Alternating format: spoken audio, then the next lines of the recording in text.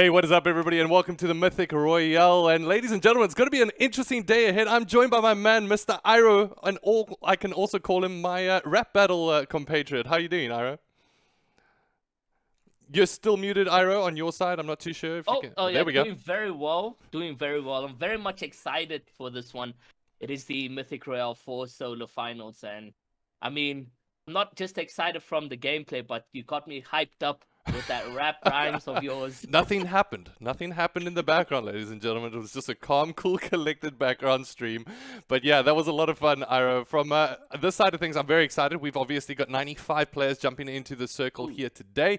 Best of 5 series, 10,000 Rand up for grabs. And of course, a big thank you go across to MSI, Redragon, Antec, as well as Crucial for making sure that we've got this opportunity to be able to play here today. I want to find out from you guys in the chat, who do you think is going to be able to come on top?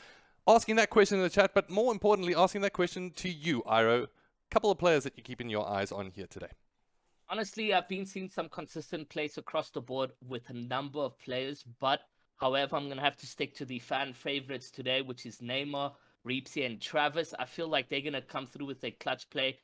A little bit doubtful on Travis, but I still got some money on him, so let's see exactly what happens over there.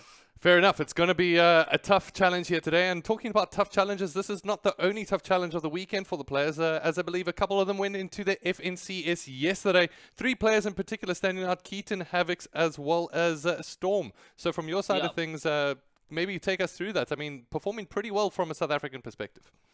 From a South African's perspective, I mean, you had a couple qualified teams into Q2, but it was only 3 teams to make it into the round 3, and Storm, Havocs, and Keaton, of course, were the best performing among those 3 trios. But it's not so easy, especially yesterday I tweeted out, I wish they could have rescheduled FNCS Qualifier 2, solely because the servers were quite bad, games were crashing, people were getting kicked out the games and so forth. But it was only the elite to remain calm and confident to get through to the qualifying 3 stages, and that's where we had all those 3 trios take part in, where Storm and his trio dominated. So let's see what those individuals can do today in the Mythic Royale solos. You know, it's not a team-based format, but it's still going to be seeing some interesting plays across the board from them, I can tell you that. Yeah, solo is another challenge altogether, right? I mean, you have no teammates to be able to rely on. It's all pretty much on your shoulders here today. And when it comes down to the current season that we're in at the moment, are there any kind of particulars that you're looking forward to be able to see how the players are going to be able to navigate their way around it? I mean, honestly, we are seeing a whole new center map being good rotations, even a good solo drop spot. I mean, there's like sort of quite many bases, you could call them, where you could get special chests or henchman chests out of that, and sometimes you get blue pumps, sometimes you get purple pumps, etc. But it is quite RNG, especially in solos, on what loot you get out. Another thing is obviously those launch pad plays are going to be crucial for those moving zones. If you don't have any mobility, you're going to be using a lot of those mats, and only capped at 1,500 mats. Going into the end games, it's pretty much tough. So you need to get your launch pad. You need to get those mobilities, red, chili peppers, whatever possible. I mean, even jumping into a Ferrari, I don't know if you've seen, but there's a Ferrari in Fortnite now. Yeah. So, I mean, yeah, take us through that, Ira. So the Ferrari, actually, you can use it to strategize yourself around rotating. There's actually a way that you can, from one side of the map, go all the way to the other with a single mount of boost and so forth. And it's pretty crazy. It's like in a spaceship almost, and just riding across the Fortnite map. Yeah, I mean, from that side of things, riding a Ferrari, not a bad way to be able to start it, at least in a swagging style, right? But going towards what we got to focus on here, it's more towards those end circles at the latter stages of the game. And for right now, talking about the game, it does look like our battle bus is ready to go. Awesome. All right, so what's going to be important here is going to be our map overview, which is going to be all important to tell us exactly where these players are dropping. Now, going ahead into a couple of the players that we're going to be looking forward to being able to see. Is there anybody that you've got in mind from your side of things that you want to be able to keep an eye on? I mean, honestly, I think a Steamy Stacks is a good spot to go, because you got Name and Storm actually contesting each other over there. And another thing as well is Craggy. Craggy has 4 solo individuals landing there. So, I mean, it's going to be interesting to see what plays out between these individuals right now. Yeah, and placement's going to be also important. Remember, per elimination. We've also got Kareem that we can check out. I'm just going through our list, trying to make sure that I can also find Neymar. We've got rejects on that side of things, with Smegsy already taking damage. So we will jump across to rejects. But as you can see, a wide spread, a wide berth given to all these players across the board. And we'll see who we can jump on board with. I'm not too sure why rejects, it's not giving us permission to be able to see his POV at the moment. If we can jump on board with him. Give us a second here, ladies and gentlemen. We just want to make sure that we can see him. He's actually going to Catty Corner, it does look like. So we'll jump on board with him and get an idea of exactly who he might be nearby as well. I mean, it's a good thing he's going Catty. I was talking about that mobility earlier on in the intro over there, is that you need mobility. Red Chili Peppers actually form here quite a lot. They spawn about maybe 8 if you're lucky, so let's see exactly what he will be walking out with at the end of his looting phase. Yeah, at the moment inside Catty Corner, doesn't look like there's going to actually be really anybody nearby for him to really worry about too much. Jumping on board with the map once again, we can have a little bit of a look at an overview. We've got Woke on the top corner. Nayachi 32. Alright, so let's see if we can find Nay. It looks like Smegsy's already down. Epic Just is also above down. Bravado Woke is Nay. Okay. Nayachi 32. Yeah, that's it. There we go. Alright, so giving us a little bit of a troublesome time. Having a little bit of a look at the overview so far. So Yummy Noodle got the fastest elimination on the board. But we're currently on board with Neymar, who's sitting at Steamy Stacks. And we'll be able to jump on board with him just to be able to see what he's getting up to. It does look like he's got a player on his top right-hand side. And we'll be able to see if we can draw in some kind of perspective on that side from his end as well. To be honest, I believe this is going to be a WRG Storm contest with Neymar. And it's going to be interesting to see how this can play out between the two individuals. I mean, you've got tier 1 players at a very good PRI. It only comes down to whether or not they interact with each other, or will we be seeing that off-spawn fight come into play. I mean, anything's physically possible, but they can see it's sort of a half and half drop. They don't want to contest a single building. I mean, you don't want to 50-50 in that situation, because it comes down to RNG, and right now you can see he's sort of confident with the loot that he has in his back pocket. Some minis, a big pot. He's also got a launch pad if he wants to disengage from that situation, and you can hear Storm using that stacks, if I'm not mistaken, if that's him. But yeah, very well could be. Very much happy. Yeah, I mean, happy at the moment in terms of that loadout. Got a couple of minis, full 100s, so not looking too bad from his side of things. Definitely a favorite for this competition. I mean, a lot of players been saying that he stands out, especially in those clutch situations. We've even seen it in the past when it came down to the trios. I mean, he can be by himself and the rest of his teammates down and still manage to come out on top of some epic situations. So knowing that, hey, one shot is one elimination potentially when it comes down to Neymar, it's something that you've got to fear when you're going up against him. Another player that I definitely want to be able to check up on board with is going to be Rejects. We did have a little bit of a look earlier on, but also, I mean, Bojo from his side of things has been fantastic. He's managed to get himself an elimination so far, so let's catch up and see exactly where he might be from his side of things. And it does look like Bojo, with one elimination, still going to be very, very far removed from pretty much everybody on the map. Yeah, he's landing at one of the mini bases just outside Castle right there. Very good drop spot that you want to find yourself in. It has launch pads already built into the sort of PI. And you got henchman chests as well that you can locate over here. But it seems that he was contested off spawn there by Castle, and he made his way to the mini base over here as well, just to continue looting up. And you can see blue pump as well, blue AR, and he's got a new item on his back over there, and that's basically, it floats up, it floats up like a balloon almost, and you get into it and you can start rotating. Hopefully we'll be seeing some of the players utilizing this in the end games and so forth. Yeah. And as we were having a little bit of a chat earlier, worrying about some of the game weapons that obviously not included in the arena mode, but some of them when you go into those general lobbies, so OP, that plasma cannon that just knocks down buildings from range, but obviously not going to be in here inside of arena. Jumping further back, do you see a problem with players just kind of trying to stack up as many materials as they need right now? Do you think eliminations are going to be crucial? If you're one of the top tier players, are you mostly just preferring your placement positions? Honestly, placement, because it's solo. So if you're the first 50 teams or first 60 players to get eliminated, I don't think that's placement points for you. So Yeah. you need to be passive at the beginning stages, work your way towards having more placements, and then in the end games and mid games is when you can focus up on your kills. Does look like Kareem's gonna box up over here, seeing that there's a player in the field taking a couple shots at that vehicle, managing to put pressure on the player to get out of his vehicle and stop rotating out now, but using his match to cover up right there's a good strat, but there's a third party shot getting involved over here as well. So there's that charge cannon flash and a snipe from Kareem just to say, listen, that's my elimination, but the player manages to escape from the scene, so massive stuff from him. Yeah, well, now just talking about sniper rifles, when it comes down to solos, obviously there's no raise going to be involved, so a fearsome weapon if you manage to come up with those hits. Do you see a lot of more players actually picking up the sniper rifles, actively choosing them more so than they would actually in a trio or a duo?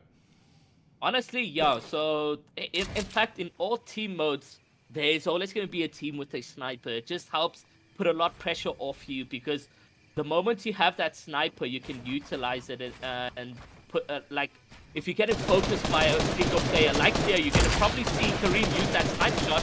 There we go. He's trying to let that player know that, hey, I got a sniper. You don't want to get headshot sniped. So that pressure sort of dissolves a lot when a player is holding a sniper. And if it's in a solo gameplay, it's a really crucial item to have, because one shot and that's you out of this tournament.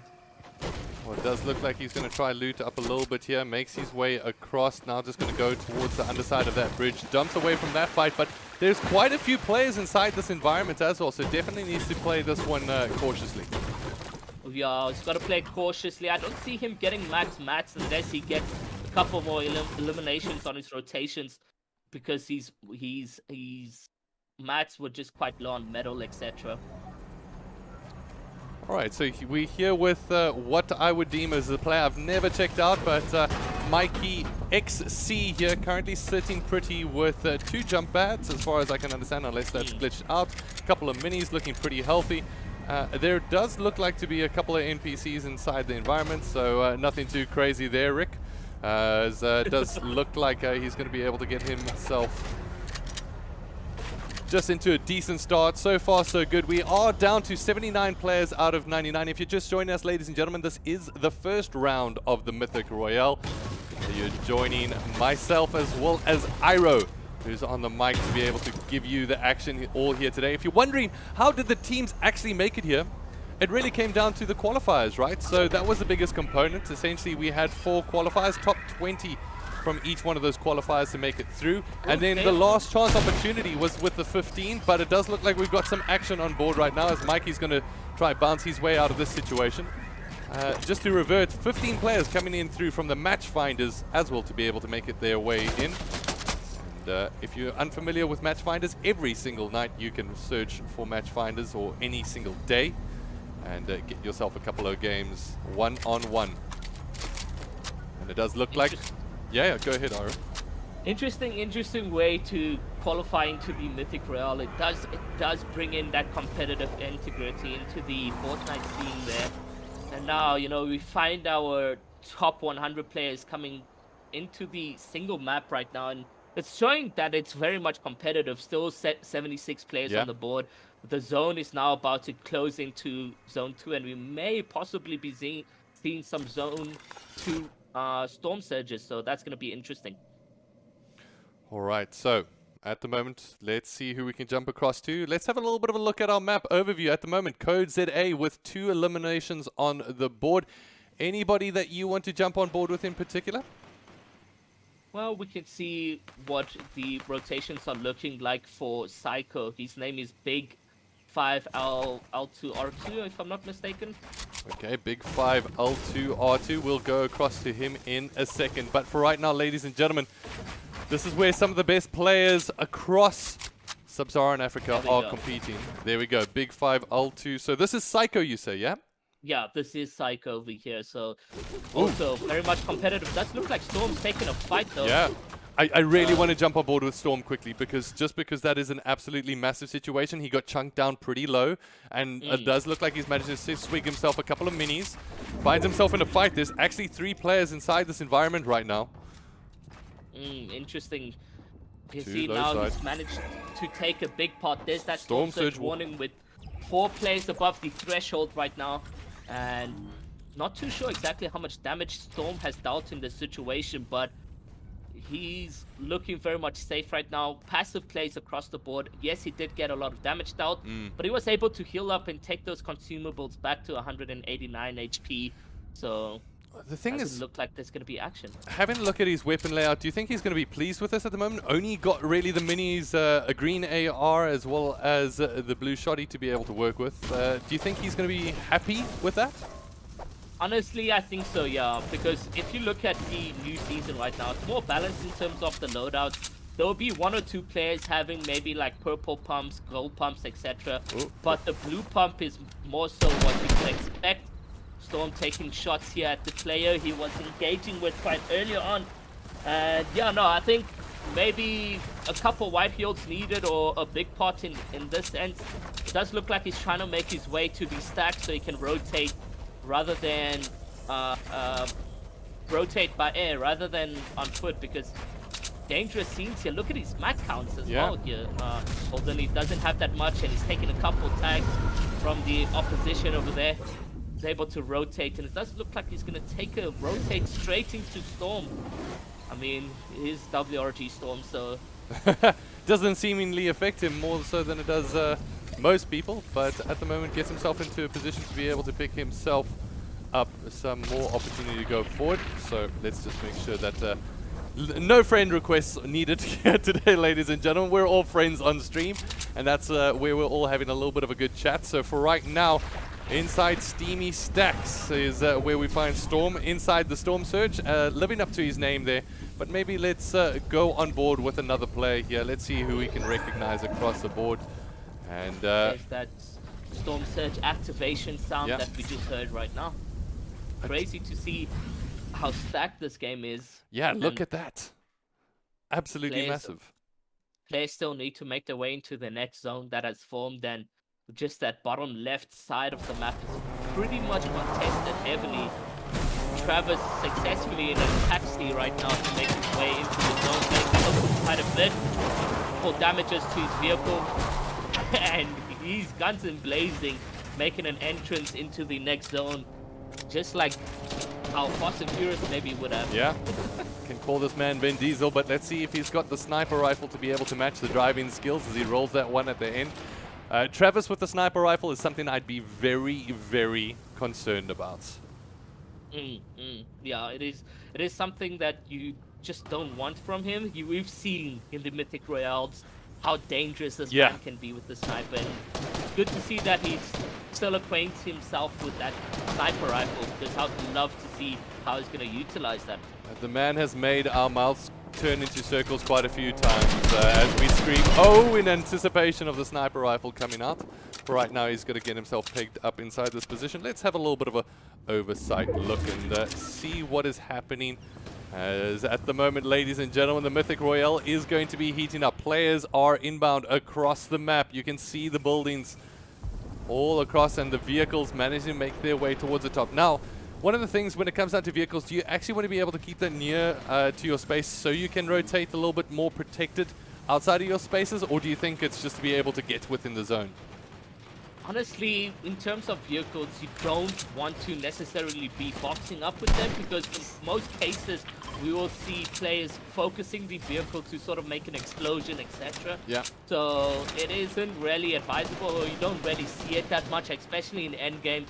But when mid-game rotating, it's all good. You can utilize them that much. But a lot of players will focus you, and if you're taking rifle shots from 3 to 4 players, your car can easily explode. And you can hear already there's some explosions happening across the map, and that's just people taking damage to their vehicles. Yeah, And at the moment, we're just seeing who we can jump on board with. When it comes down to the final circles, it should allow us to change between players relatively quickly. I do want to jump on board with Rejexy. I kind of always feel like Mythic Royale, I don't know, it's a tournament where he always seems to pop off. It's like his trademark tournament. And at the moment, definitely a player to be able to watch out for. When it comes down to looking at his mats, I don't think he's necessarily going to be too happy, only sitting with wood at the moment. And needs to make his way in towards the circle, so hopefully going to be able to try get some from a couple of eliminations on his way out. Doug's got a massive rotation used for himself. He got some red chili peppers, launch pads. He's got this vehicle over here. The nice thing about this vehicle is that it's got like if you shoot the windows, it's got like bulletproof for a couple shots. So you can see taking a couple shots, but he's comfortable with rotating. And he's gonna jump out of that because it's quite low. Yeah. And only 230 mats. Oof. Rejects. Needs to find a better loot path for himself that works in terms of getting more mats in the endgame situations. But we are down to 54 players in this team right here. And just again, we may be seeing again a 50-50 zone Storm Surge coming into play, which is very much exciting. And we just love to see all these players come together, very much congested in these situations, and the zone just shrinks more and more. Yeah. That's where the action unfolds for us. This is where we start to get a little bit more excited. As these players all get together, you can see in terms of this map, wow, how close are all of them. It's currently 53 players as the Storm Eye starts shrinking. And that notification goes out to all of the players. Rejects, as we mentioned a little bit earlier on, it is one of the tournaments where he's definitely one of the favorites. However, needs to stand out here at the moment. It's Reepsy as well, who we've never jumped on board with this day. He's looking very comfortable. He's got a decent amount of match going into the 5th zone, which is about to just form in a minute or two. And yeah, no, he's got that red pepper, which he got it from Boney Burbs, if I'm not mistaken. That's his drop spot. And yeah, let's see what happens. This is also Spooky, and Spooky Boss, we've known him in the competitive scene for a very long time now, been competing in Mythic Royales, and let's see whether or not today will be his champion time. Will it be Spooky Day? Will he cause a fright for us at home? We're going to have to wait and see. But regardless, this is where it really gets a little bit nail-biting at the moment. As you can hear, the players are all around these vicinities.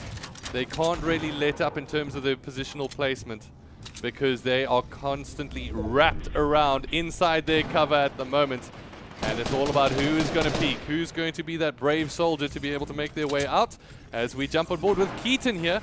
And Keaton, one of the standout players, as we mentioned in the FNCS, actually came first in the first qualifier of the Mythic Royale with 154 points, only to really be outdone by a handful of players in terms of amount of points to qualify.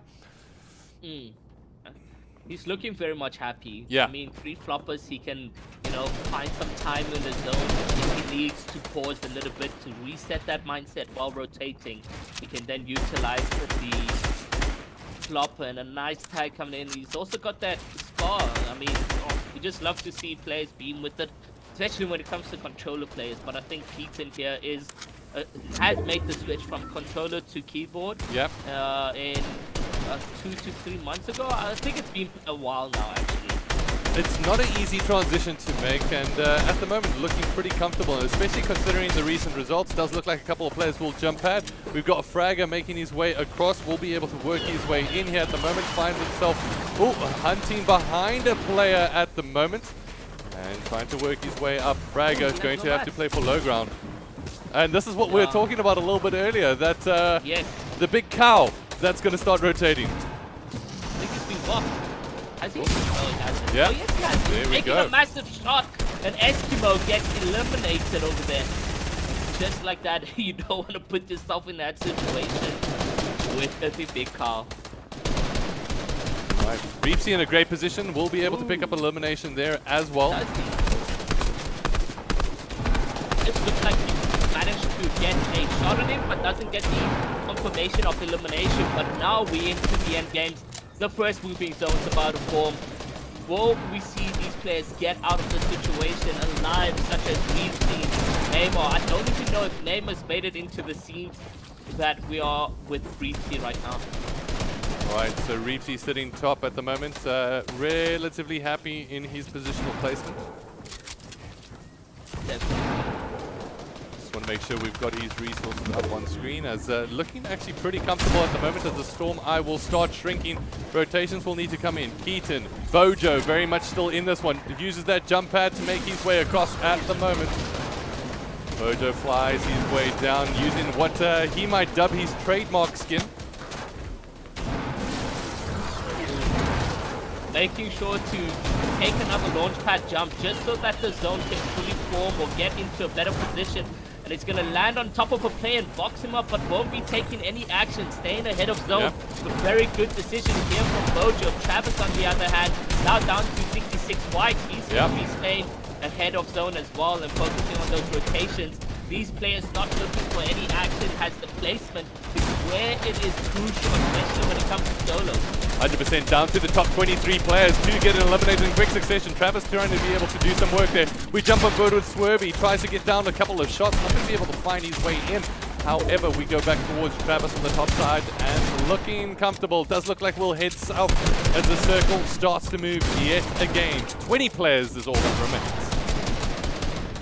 Players walking like flies, placing points going across the board for those who remain. Keaton now sitting on 2 eliminations. Flat count is extremely good. Travis looking like he's going to get eliminated quite early, placing 19. He got Silence in a tough position here. Buzzy taking a hot pot. Let's see what Silence can do over there. I mean, he's looking very much tough. But Buzzy Lightyear, he's looking good. 200 HP, couple mats on his end. Still left with 400 wood, which will help him very much. Look who's still here, ladies and gentlemen. Rejects very much still a part of this competition at the moment. We'll be able to rotate towards some of the final circles. We're down to the top 16 at the moment. We've got Master Shifu on the top side, just nailing down Pain as much as possible. However, gets some shots face down from behind. We'll need to pop down a couple of minis to be able to get himself out of a sticky situation. Hunted down with only 6 HP remaining. It is going to be some heals that will try to get popped. They try to make their way in, but rotations are going to get called out first. Does look like he will go down. So we've got Havox very much in it with 79 HP. Jordy Poo, and we've got still Woker's alive, and he's sitting down with a decent amount of health. He's also got some mids to be able to stabilize. That is the Chug Cannon, which has infinite amounts of uses, but it needs to recharge. That is a crucial item to have, especially being that it is a solo team mode tournament that we are tuning into. This Woke will lay some bullets down. We will get an elimination on Altus. Altus finding the rate of the Woke right there, and Bojo as well, just needing to use those charges only get out of the zone. Now down to 25 HP, chipping his way through the materials over here. Doesn't look too good for Bojo as he's down to 5 HP. He landed Thompson suppression. I'm not too sure. Bojo's down. We're down to the top 4. Keaton is a part of that. Vibes, Lightyear, and as well as Rejects. Rejects very much still a part of this competition. Does look like we'll be whittled down to the top 3. Keaton, Vibes, Rejects. Who's going to be able to come out top? Rejects drops down. Vibe is there to be able to follow. Rejects versus Vibes. It's Rejects that comes out on top. Rejects with the 2-piece. Comes out with the victory royale. Amazing coming out from Rejects over there. Crazy scenes. Wow, massive plays there from Rejects. We'll be able to come out on top of that one. You are our winner, good sir. Congratulations. And there we have, in terms of match time overall, 24 minutes on the clock before we had the end. Ryder, FNBR, sitting with a lot of eliminations, so really well played from his side. And Iro, from our side of things, wow, what a way to be able to start things off. Rejects coming up massive, and once again putting a stamp on the Mythic Royale. Definitely. He was one of the players I was focusing on today, and I knew he would have been in a clutch moment. But to get from where he was, I mean, we did see him only with wood and like literally 20 builds left or something like that, and he still managed to come through and clutch up, getting eliminations across the board to help him refresh those mat count.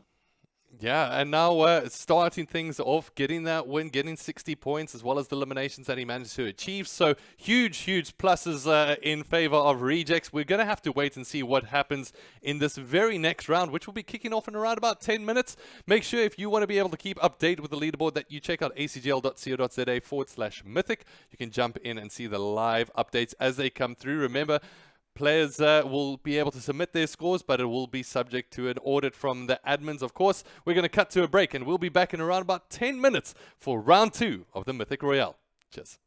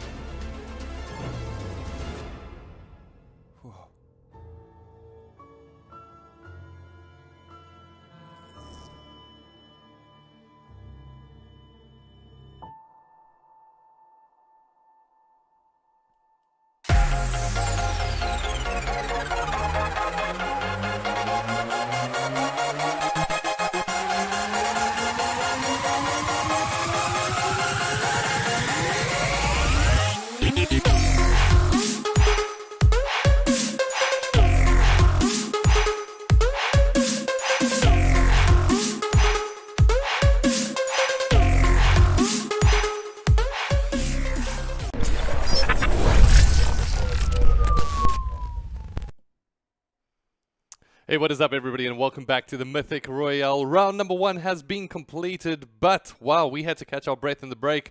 Iro, round number 1, Reject coming out on top. What a round that was. Definitely. Like I mentioned, he was able to collect himself, reset his mindset, and work his way through what was a tough game for him. I mean, not that much mats, but still able to win the game in the end by grabbing himself some eliminations and working with what he had. I mean, even that little bit of a clutch moment 1v2 situation, Yeah.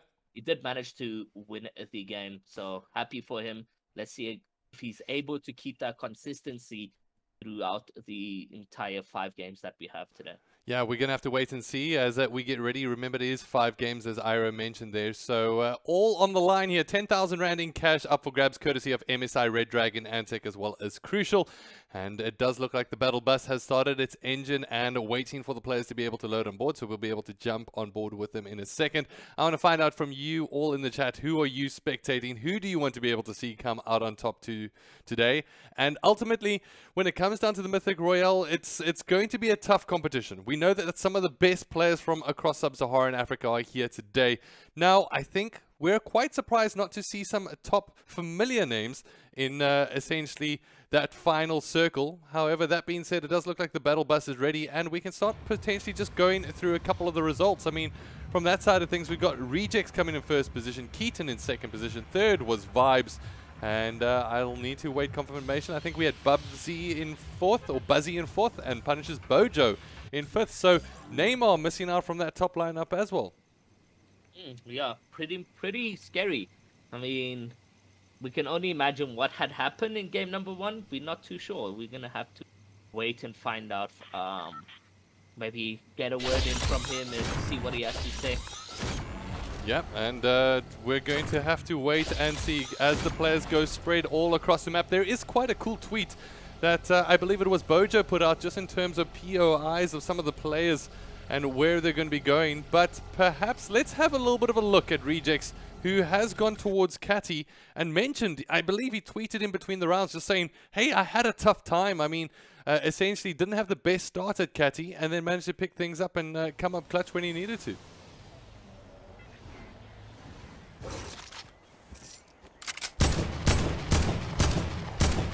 Yeah, definitely good scenes here. Rejects is able to defend his home, chase away anyone that decides to land here at all. And now you can see the players jumping everywhere into the map. But Catty Corner, yeah, a really good drop spot. I mean, we saw Psycho tweet out as well.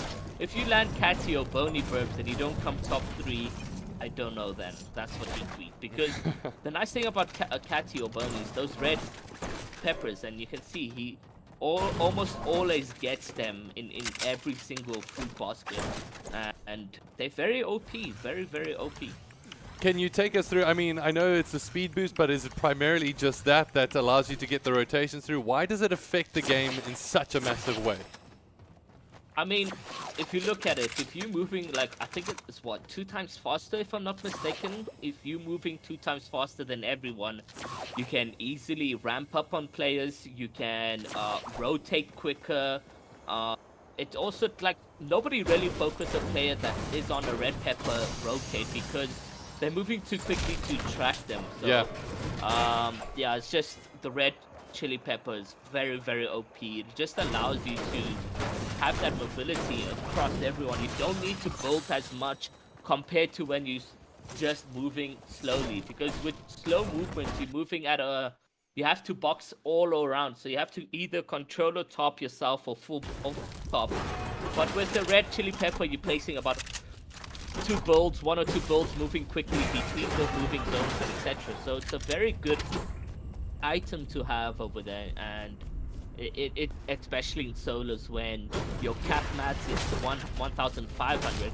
Unlike trio based, you do have a top and IGL who are top, but your entire team across the board has 4,500 mats, so you're able to get from one moving zone to the next one safely.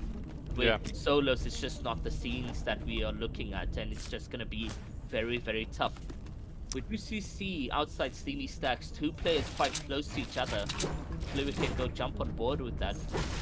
I'm going to see if I can find. I wish it was as quick as a click on, but for right now, I think we might need to stick to the names of the users that we want to be able to jump on board with. One of those users is none other than Bean, who has gone quiet compared to what was an amazing start for him. Oh, whoa, whoa, whoa, whoa! Just as I say that, Bean, the commentator's curse lands on him. Oh, literally, and that's Guan who's gonna get that elimination on Bean, and Bean is just gonna get sent back to the lobby for game number 2. Yeah. Ooh, that just happened so quickly. I mean, we wanted to talk about him, and then yeah, there's nothing much more to talk about. Right, well, somebody who's been fantastically consistent is none other than Keaton, as we see Guan just drive away into the sunset there. And Keaton, from his side of things, FNCS getting one of the top placements in South Africa as far as any South Africans are concerned at the moment, as far as we're aware.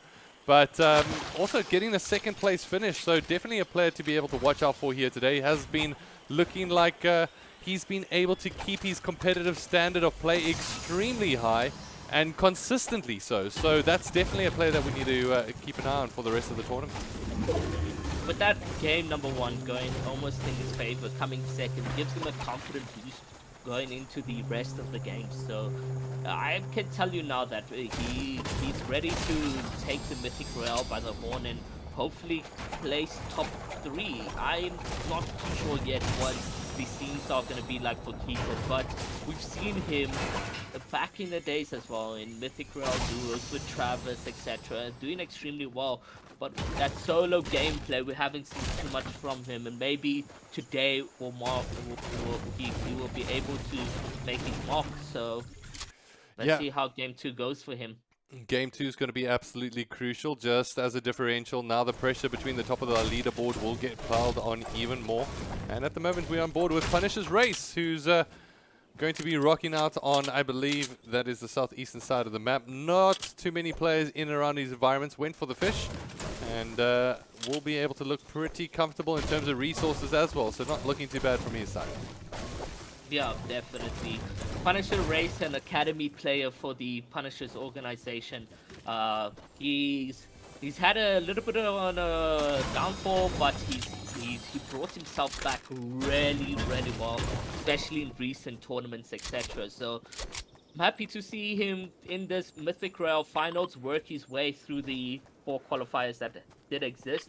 So now he's able to maybe even win this one. It's going to be a tough challenge though, but hopefully he can perform to his best abilities and something that he's happy to take home as an achievement, whether it's top 10, top 15, and so forth. Or maybe we see something crazy and an underdog or an under talent like Punisher Race comes through with a victory royale across the board. I mean, anything's physically possible, especially with solo, seeing that it's so RNG. So yeah, and at the moment, one of the things I actually did want to mention, you could see in one of the chests that he opened up a little bit earlier on, gold popping out, one of the newer additions to the game. So when it comes down to utilizing those for vending machines, do you think that that's a priority strat for these players at all? Is that why you think he potentially was bringing out the map there, or do you think it's just POI in terms of next rotation position? Probably next rotation position, but if you somebody who's smart, you want to land at these mini bases or Believer Beach, etc., because those vending machines come through with blue palms, they come through with minis, etc. So you want to have an advantage the moment you jump off spawn. So yeah, it's just like that. You have to make sure you have enough going into a fight of spawn if there's going to be any action. All right, so just having a little bit of an overview at the map at the moment. You can see a couple of players on the bottom right-hand corner of Catty Corner. I'm not too sure who that is, but we've got work on the beachfront at the moment, looking pretty comfortable. As we'll be doing a little bit of chest digging / gold digging as gets himself wrapped up. 72 players is what remains now in round number 2. If you're just joining us, round number 1 on top of our leaderboard is Rejects, currently sitting in position number 1 with 4 eliminations. Second place is Keaton with 3 eliminations. Third place, Vibes with 4. Buzzy 4th position with 4 kills, and then Bojo, 5th position with 3 elims. Definitely an interesting game over here that we have on our hands. It does look like Woke is also a bit contested here at Believer Beach. This is the spot I was telling you about. Yeah. You can see he's already utilized, got a blue pump, blue AR, fished already. His mats are looking good. He's got a launch pad. Not sure if he does because we've been seeing some glitches with the tool over here where they even have like 6 launch pads. But if he does have a launch pad already, that's massive, and is able to at least utilize that going into the thing. So here's an upgrade bench, and you get a purple splash. How he did it was with gold, and Believer Beach has like washing machines, and for some weird reason in Fortnite, if you destroy a washing machine, you get gold. So he's able to farm washing machines, etc., or even dead pouches, and he gets sniped. Yeah. Body sniped. Big snipe from downrange will take down his entire shield. He'll be able to get a couple of minis. He still has those half pots to be able to get himself back up to 100 shield. Spots a player behind him, but it does look like Believer Beach is going to start getting a little bit more interesting. Woke at the moment, finding his way forward and towards these fights. Interested to see that he hasn't already gone in for the play to take a half pot. I think he's trying to go in and see if maybe there's the... Yeah, there we go. Now he's healing. Yeah, so we saw there was a vending machine as well. It was a health vending machine. So, yeah, it's a good place to drop Believer Beach. Some call it Bravado Beach because Bravado and Neymar Woke and them dominating the scenes over here. We can see Bravado Woke staying up to its name, landing yet again at Believer Beach. All right. Hey, man, I kind of like Bravado Beach. Oh, another snipe will get landed down from downtown. This is going to be a little bit irritating for Woke at this point in time, as we'll be burning through these pots at the moment. Yeah, no, not what you want to be in, especially seeing that he was comfortable, you know, with going into endgame. He had the consumables, and will he be taking this fight is the question. I mean, he is mechanically great when it comes to these box fight situations. But he has boxed up over his opposition over here. You can see now. Oh, it does look like it's tentative from both of these players, and you can understand completely why. Inside the box at the moment, they're sitting pretty. Does look like Woke isn't going to commit. Actually, will even keep his eyes in the opposite direction at the moment. Keeps an eye on the low ground. Yeah. Not going to commit to anything just yet. Oh! Woke with a dirty shotgun to the face. Now, while the players essentially much weaker, will be able to try commit to this fight. 21 White will be able to get knocked down. At the moment, we'll try to make the push here. He's potentially going to get thirds, no fourth from all sides at the moment. Woke will say, you know what, I can come down from underneath. And will the player be able to get spotted out? Oh no, the Elam goes away, but he does pick up the resources and a couple of peppers if he wants those as well. Yeah, let's see whether or not he's a fan favorite of them. Chooses to ignore it and go in for full-on healables. I mean, it's good decision. I mean, like I say, those floppers as well play a huge, crucial part of the endgame. If you are hit hard, you can then focus on healing in the zone, etc. It does look like we are now down to where everyone is sort of pushing into the zone. There's 18 seconds for that Stormite to continue shrinking and 60 players on board with us. Couple players in zone over here. Alright, I do actually quickly, just before we jump on board with Kareem, just see who has been eliminated, if there's any surprises there. And nothing yet from some of our top players. They still managed from at least the previous round, still managed to retain their placement positions. We've got Kareem Aiko. That's BVD Kareem. Sitting pretty. It does look like he's almost sitting on top of somebody, and it does look like it is all ending towards what Iro mentioned a little bit earlier, Bravado Beach. Yeah, looking like that exactly. And Yeah, Kareem, he's won himself a massive tournament in South Africa, doing well recently. Will he come into this tournament? I mean, we didn't see him in the winning phases of game number 1, but had a couple of eliminations to his name. Will it be enough to keep the consistency across the board? Maybe even just have a bite at the prize pool in the final game. We're gonna have to wait and see, but Kareem is a star in the Mythic Royale over here. Yeah, we'd like to be able to see him come out continuously on top, but at the moment will give us a little bit of dance for his love as well, so why not? Also got a free launch pad that he can utilize here due to the opposition placing that down already, so this is at least secure for him. Yeah, does look like he's going to be trying to fight for some kind of control here. Does have that first roof. Now works his way forward. Will place a secondary. Just have to see exactly how he plays this out. Will try to go for the pop shot. Not going to be able to find his way in just yet. But bear in mind there is a player also on the top side behind them, keeping an eye on everything as they fight their way through. It is currently Kareem sitting comfortable and sitting almost too comfortable with a little bit of a swag dance for us as well. Definitely. I mean, it is Kareem. He knows how to do those box fight situations. Yeah. And we've seen in the past the Kareem bounce, the bounce pad plays. Like, he is a phenomenal player when it comes to taking fights, and hopefully we get to see him in the end games doing exactly that, or even Neymar, which we didn't even get to see in game number 1. Yeah, well, listen, I mean, I can remember some fantastic moments of the Kareem bounce being shown towards us. I'm very upset that we won't be able to see those at the moment, but it does look like jump pad potentially going to be used there from his opposite number. It's a little bit tentative from both of them. I think the player might have left the vicinity, but maybe that's just me. So. I'm not Yeah, too I think sure. he's still in here. Let's have a little bit of a dig. At the moment, does look like the player's working their way towards the top side. Kareem's going to be able to push his way forward. He needs to make sure that he can utilize this launch pad still, so trying to clear out his pathways and so forth.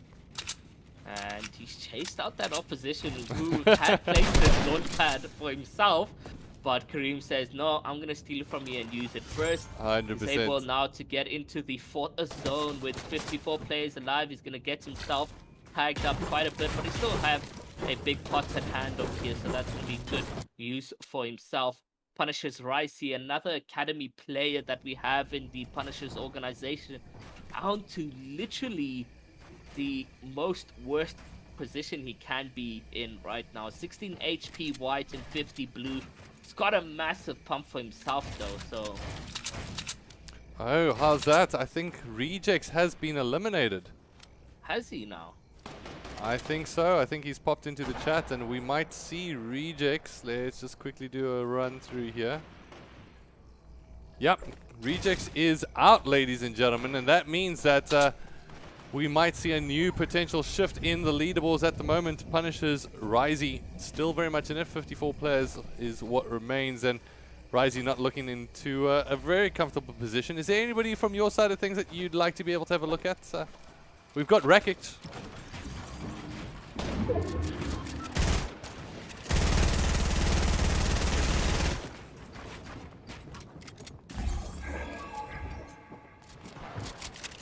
So we got Luca on top side at the moment.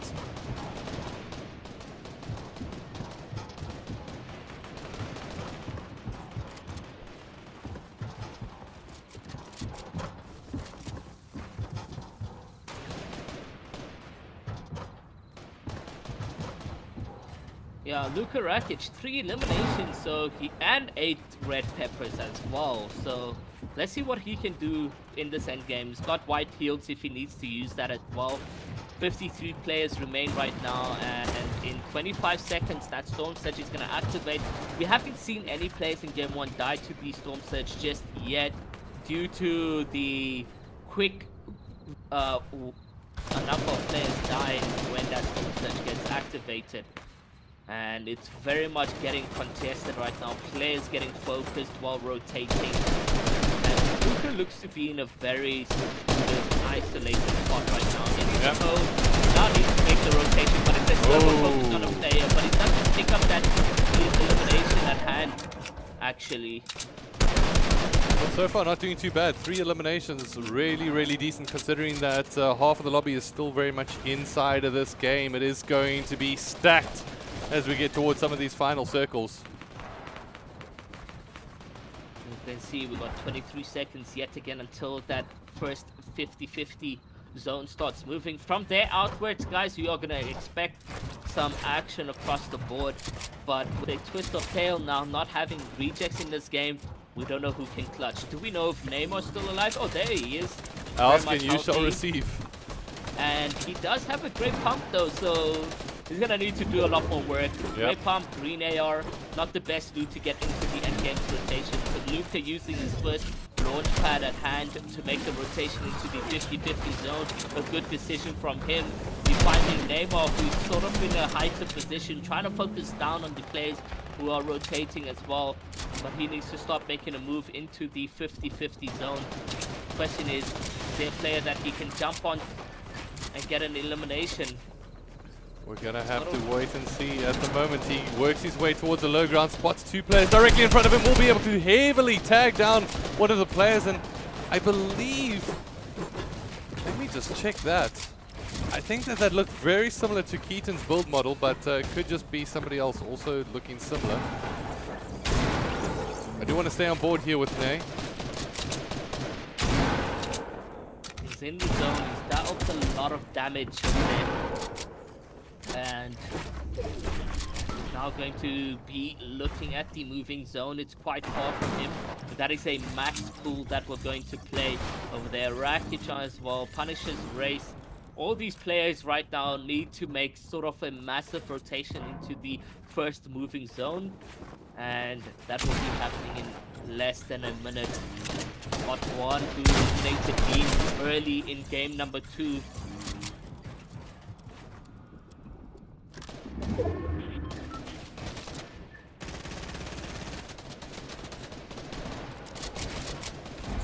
Okay, so we're currently on board with Rakic. Got a bit of work to do from his side of things, but looking pretty in terms of amount of eliminations. Prolific works his way from a heightened position, now falling down low. And will try to find his way in, build a box just in time. So Prolific looking good. Rakic now making his way in terms of rotations. Will be able to work his way into the circle. Will be able to take a little bit of damage, but comfortably so. 42 players is what remains. We jump on board with Punisher's Race on the top side, trying to make his way in. This is where it starts to get a little bit frantic, ladies and gentlemen. I do want to see if we can find Ney, but I can't seem to find him on my side of things. We've got players all over the board. Very much underrated coming in 15, making some good marks, but will be able to do so on his first moving rotation over there. Let's see whether or not he's able to clutch up. All these players with primal stuff very much low on HP. Yeah. Storm Surge active yet again in the first moving zone. Swizzy, a phenomenal mechanical player. Keaton still alive as well. And he came second in the last game, so he's going to be happy to see that Reject has been sort of find himself medkitting already. This is absolutely huge for Keaton. He's just quite happy to let the noise surround him and just keep working his way forward. We see the player using essentially what we call the moon, or the move balloon. At the moment does look like, oh, shots will come in. Keaton's back down. He's very low inside the storm. Will he go down? He does in 16th place. Bojo very much alive still. Yeah, very unfortunate scenes there for Keaton. As we are now on board with Bojo, he doesn't also have his best loadout and HP going into the endgame. No mats at hand, or actually 6 rolls at hand right now. Does he pick himself an Elam? He does. Yep. And that helps him out with the refresh. He turns around with the 180, hits for 34, but he's going to get third party and eliminated. Swervy finding himself down to 1 HP as well. It doesn't look like he's going to get out of this one, as he's going to be pressured and goes into the storm. Unfortunately, 10 kicker 4 players getting eliminated. Rakic on height, love to see that. Yeah, it does drop down. We got exit. Reepsy still very much in. Rakic as well. 3. It's Reepsy exit as well. very much in this, as Reeti has been a player that has been spotlighted by quite a few in the predictions before the tournament kicked off to be a standout here today. Rackets from topside, 5 eliminations in the back pocket. You can see him just work his way around just so he can position better. But Rakic on high kick can go in for deal loss. He's going to go drop down to extreme low and Reeti with a massive elimination for himself. He's now sitting on 4, but Rakic is able to beam him all the way down to 5 HP. He's going to drop down and get a massive elimination there on Reepsy, and that's 6 kills for Luca, as well as a victory royale, and there's his victory dance. Oh my god, you just love to see that. There we go, looking like aliens took over him indeed, as at the moment it's going to be Luca Rakic that comes up with game number 2. Fantastic plays from him to be able to clutch that one up at the end, using that heighted advantage. And overall, just fantastic plays. So, ladies and gentlemen, that is it for game number 2, round number 2, and game is over. That's Luca Rakic with, what was that, 6 eliminations, Ira? Yeah, 6 eliminations. He's tied with Swish as well, as we can see now here at the summary. Yeah. Swish also managed to grab himself 6 eliminations, but that is a huge game for Rakic. Happy to see him dominating that scenes. Yeah, absolutely. And now it's really going to turn things up for everybody else. Rejects has a little bit of a role to play in the story to come. Of course, when it comes down to getting eliminated that early on, losing out on a huge potential bag of points to be able to keep amongst some of the top players of the competition. Further from that, when it comes down to what's going to happen, round number 3 is going to be a huge differential to be able to separate essentially some of the best players from those that are chasing them on the tails. We're going to have to wait and see. Game number 3 coming up next after the break. Catch you in a bit.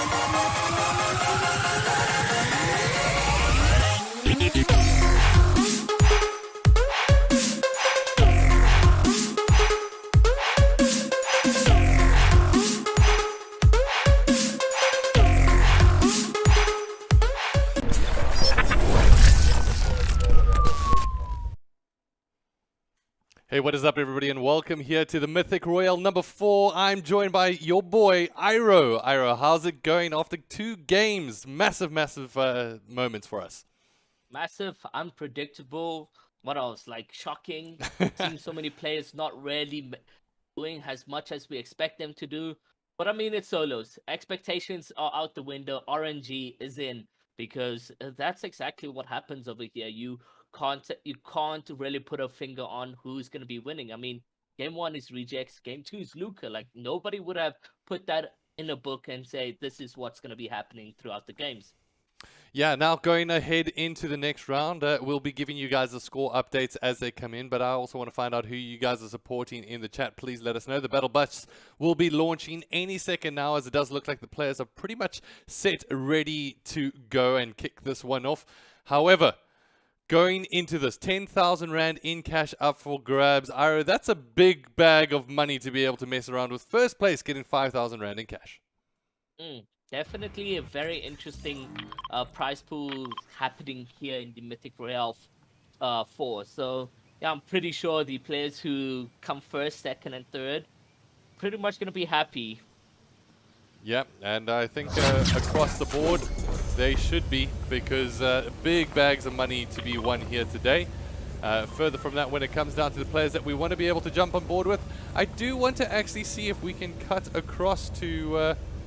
let me just make sure that we can cut across to, I believe, let's just look. I believe it was Luka Rakic. I just want to see if the placement at all has changed. It does look like it might have. But at the moment, we're currently on Bruce Fullcast, who's going to just be playing around with some bots. Doesn't look like there's too many people on Corny at the moment. And I just want to see if we can find any contest going on. And here we go, Rakic, just to be able to see where he starts off with. Does look like it's either Slurpee or Misty. I'm not too sure. Misty is actually where he starts off with. Yeah, so it's a Misty drop spot for him. He's done well to grab game number 2, but yeah, let's see what game number 3 can mean for him or the rest of the tournament. I mean, if he's able to be that consistent, pretty sure he can walk away with it. Again, expectations and so forth out the window, guys. Here with the solo gameplay, can't really tell who will be winning with the RNG that we get into the game and so forth. But you can have control towards the end. I assume once you've settled in, gotten the amount of mats you need or consumables, etc., it's good. But off spawn, an early game is just very much hard to tell how you come through out of that one. Alright, just to have a little bit of a look. Bravado Bean getting an elimination already, 244 meters away downtown. Furthermore than that, I just want to see if anybody's having a little bit of a tough time, and the best way to be able to see that is having a look at the green bars across the green side, getting knocked down pretty low, as well as Marigo. Further from that, it does look like it's pretty much everyone respecting their spaces of their opposition at this point in time. I do want to go on board with, I believe this is Psycho, is that correct? Yeah. Now Psycho and now Psycho, Gloves, and I believe a third player will be landing here at Dirty Dogs. And we did see off spawn with Gloves. He did get eliminated game number 2, which is very much unfortunate. But it is Psycho and Gloves landing here at Dirty Dogs. I don't think there's been an engagement just yet with the team over there, with the players over there. Let's see what will be happening game number 3. He hasn't had his time yet as well in the Mythic Royale. I don't think so. I mean, the standings as it is, top 10 is very much crazy. You know, you have so many new names in there. Alters, Fragrant, Swervy, Ryder, and Swizzy. You know, being in that top 10 position is very much different to what we usually have in the leaderboard. Yeah, I mean, just to recap a little bit, Luka Rakic sitting in first place with 6 eliminations from the previous round. Reepsy second. This is purely just match number 2, round number 2's results, by the way. Reepsy position number 2 with 5 elims. Energy ZA with 3 eliminations. That's exit lag is great. 5 eliminations, third position, I apologize. Swizzy with 4th position with 3 eliminations. And I believe Swervy in position number 5. In terms of overall standings, I need to have a little bit of a look on my side just to see where we are. And it does look like Bojo is currently sitting on top, but I'm not too sure if this is confirmed standings or not. I don't think it's 100% confirmed. Yeah, no, we're gonna have to wait and see after the 5 games have confirmed. But yeah, it's Bojo who's made his way all the way, and you predicted him to do well this tournament. So it's good to see that at least one of us is correct in terms of that top 3, top 5. I gave him that ACGL energy, but I've definitely got it wrong so far with Neymar. I even saw him putting out a little bit of a tweet early on. He just hasn't felt it at the moment, getting a little bit unlucky. But oh my goodness! God. From downtown, who was that? Gloves. That's Gloves. Oh my goodness, snipes him from a long way around. That caught me by surprise. Oh my, what a snipe to the brain. It is a headshot snipe. Gloves walking out of this one very much happy, and oh my god, I'm sure Psycho's not happy with that one. No. Like I mentioned, all it takes is a single bullet, and you don't want to put yourself into that situation. For Gloves, he's happy he's gotten this one. He's gotten the ability to get all this mats, launch pad. Oh my god, that's fantastic from Gloves. An absolute snipe onto the head. Now, Iro, you and I were talking about this a little bit earlier on, just saying what is the power of the sniper rifle. When it comes down to solos, it's absolutely massive.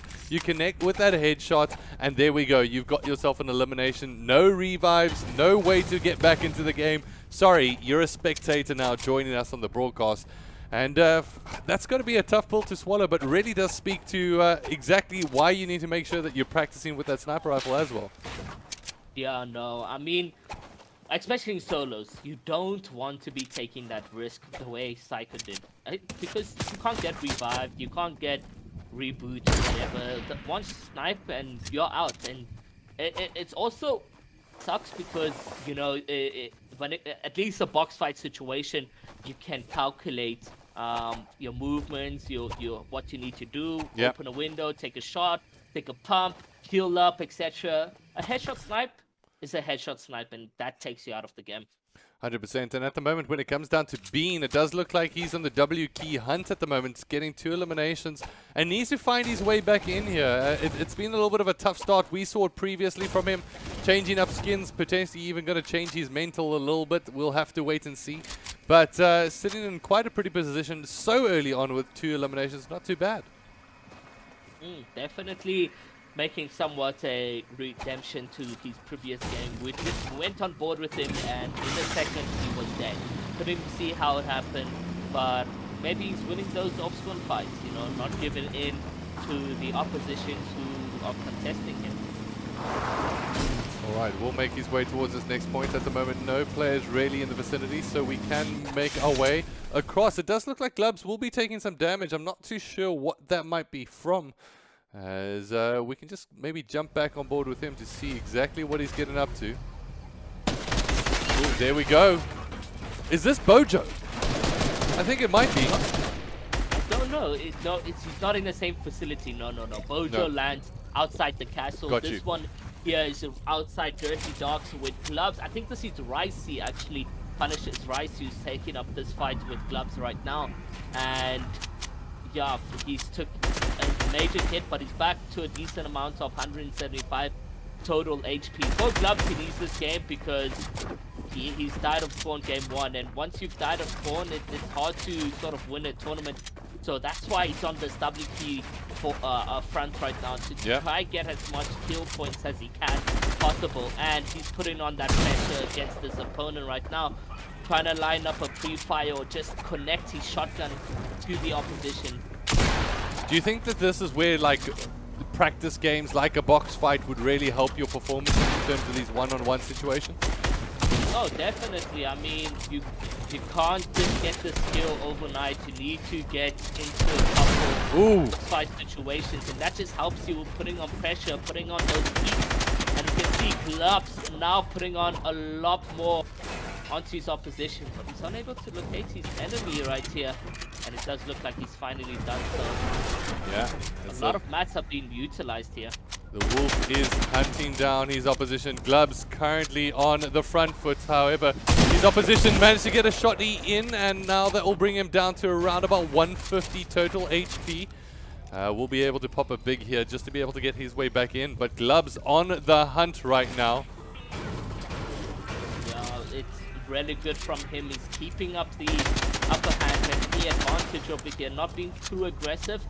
But when those shots do get in, he's managed to put the pressure where needed. But a lot of mats have been used here across the board. I mean, even with the opposition. So even if he does get this kill over here, it won't be too good as he will need to farm up a couple mats and shots back in front. Now Gloves taking a couple dips for himself. He's going to get into a position where he's attacked yet again. Now down to only 41 golds here. Yeah, he gets himself into the back foot there. Now it's Glubs boxed in, and both of these players got to be running low on mats here. Does look like Glubs is going to be able to trade out shots here. It's really whoever comes up with the next shot. If there's going to be a commitment, and there it comes. And let's see who it is. Is this going to be Solo Davs? Davs with the Scene Gaming managing to clutch that fight against Glubs, but what was it worth? I mean, if you see now, he's down to 46 builds, even though there's Siphon, Mats, etc. that is dropped from Glubs, but it's not that much. If there was a third-party action to come involved right now, which we can see, there is a player on the outskirts who's boxed up over there. Maybe Davs will be showing us more of his skill yet again. Ooh. Lining up that snipe shot, but it doesn't connect, unfortunately, and he's just going to focus on disengaging and rotating out of this one. That would have been pretty, though. That would have been pretty. I would have loved to see that connect just for that moment. But it does look like Davs, I mean, he was in the back foot for a lot of that fight. So much pressure being put in there from his opposite number, but managed to come out on top. Let's jump across and see who's doing what at the moment. We've got Neymar actually picking himself up a kill as well. So let's jump on board with Ney and see how he's getting up to. Of course, Bravado Beach closed down for round number 3. Nobody's going to be sitting in the sun. If anything, we're going into the forest where things are getting a little bit nitty and gritty. And it does look like he's also going to go with the Moo Balloon to be able to roll out on this one should he need to. And use that for rotations. I absolutely love that. It's so classic to be able to see it, but it is does put you in a vulnerable position. You can get boxed in, can't you?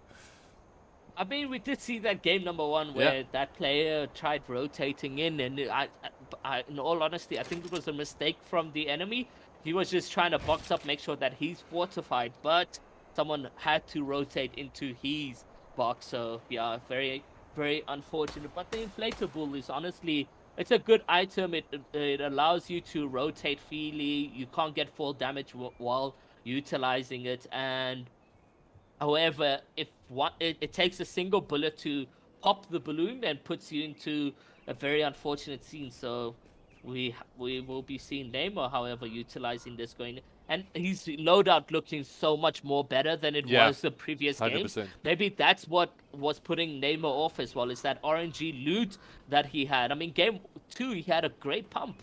There's nothing more you can do with a great pump. It's very low damage dealt to your opposition. So now with a purple pump, we will be able to see those 200 pump plays from Neymar.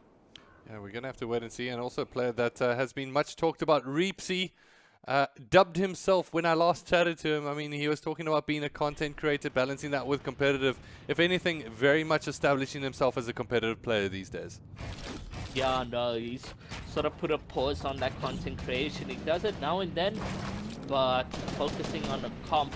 2021 has definitely been his season. He's been winning so many tournaments, duos, trios. This is the first solo tournament in 3 months, so I'm not exactly sure what was the solo tournament before, but as a solo player, he's very well. He has that mindset, and he lands at one of the best spots in the game where you get those red peppers. So he's got mobility going into the end games, and it does look like this end game is going to form around Mythic Royale. So it's going to be really interesting to see how these players rotate between the trees and so forth. And putting an end to the theory, if you don't have a skin, that you can't win. I mean, at this point in time, Reefsy rocking out with default. Let's cut across here, and I want to just have a look and see if we can find Rejects, who was our game #1 winner. There we See go. what he's getting up to. Rejects There we go. Yeah, you spotted him before I did. So now we can see also Rejects loadout. He's got that Fireflies, which is a good item, especially going into weeping. A lot of wood, trees, etc. Which, I mean, if you're building an endgame with wood and Rejects utilizes this, it's going to be tough. He's got that gold pump at hand though, so he's able to also deal a lot of damage. Just scouting around left, right, and center before making the decision to W key. No, he's gonna disengage completely, get into a better position. A really good decision here from Rejects. Yeah, I like that. Actually, just gonna play it a little bit safer at the moment. We'll get his way across. Has 5 minis to be able to work with, so should be able to get himself up to around about 150. And with that golden pump, especially going into the final endgame, I mean, that's a huge weapon to be able to have in your back pocket. And we've seen how dangerous he is with the shoddy in close range. I mean, game #1 was case in point. Yeah, no, Rejects is gonna be, and the nice thing though is that I think like it's rare to find these weapons in the game. Unlike the previous Mythic Royales, we did see that mechanical aspect using the vehicles and so forth, where you damage, you get a mechanical part. That's normal in the game, so nobody's rocking purple pumps, gold pumps, and so forth. Very limited. I can maybe call 5 players probably have this gun or a purple pump or gold pump in this lobby right now.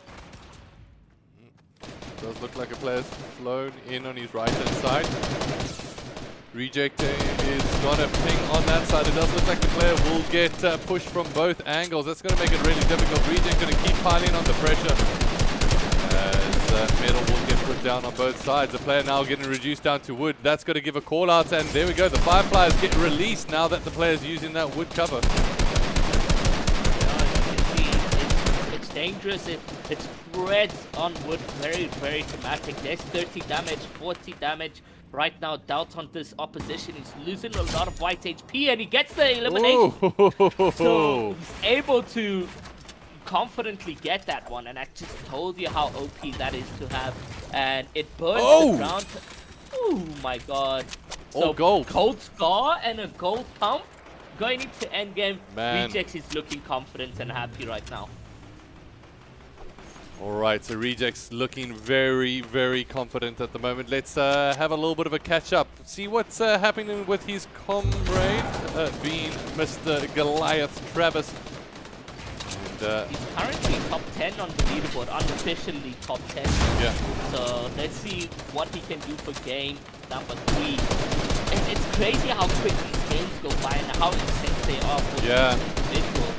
And I mean, we're already in the end games of the 3rd game right now, and we'll only have to wait to see who will be crowned victorious at the end of the 5 games. The 4th Mythic Royale winner for 2021.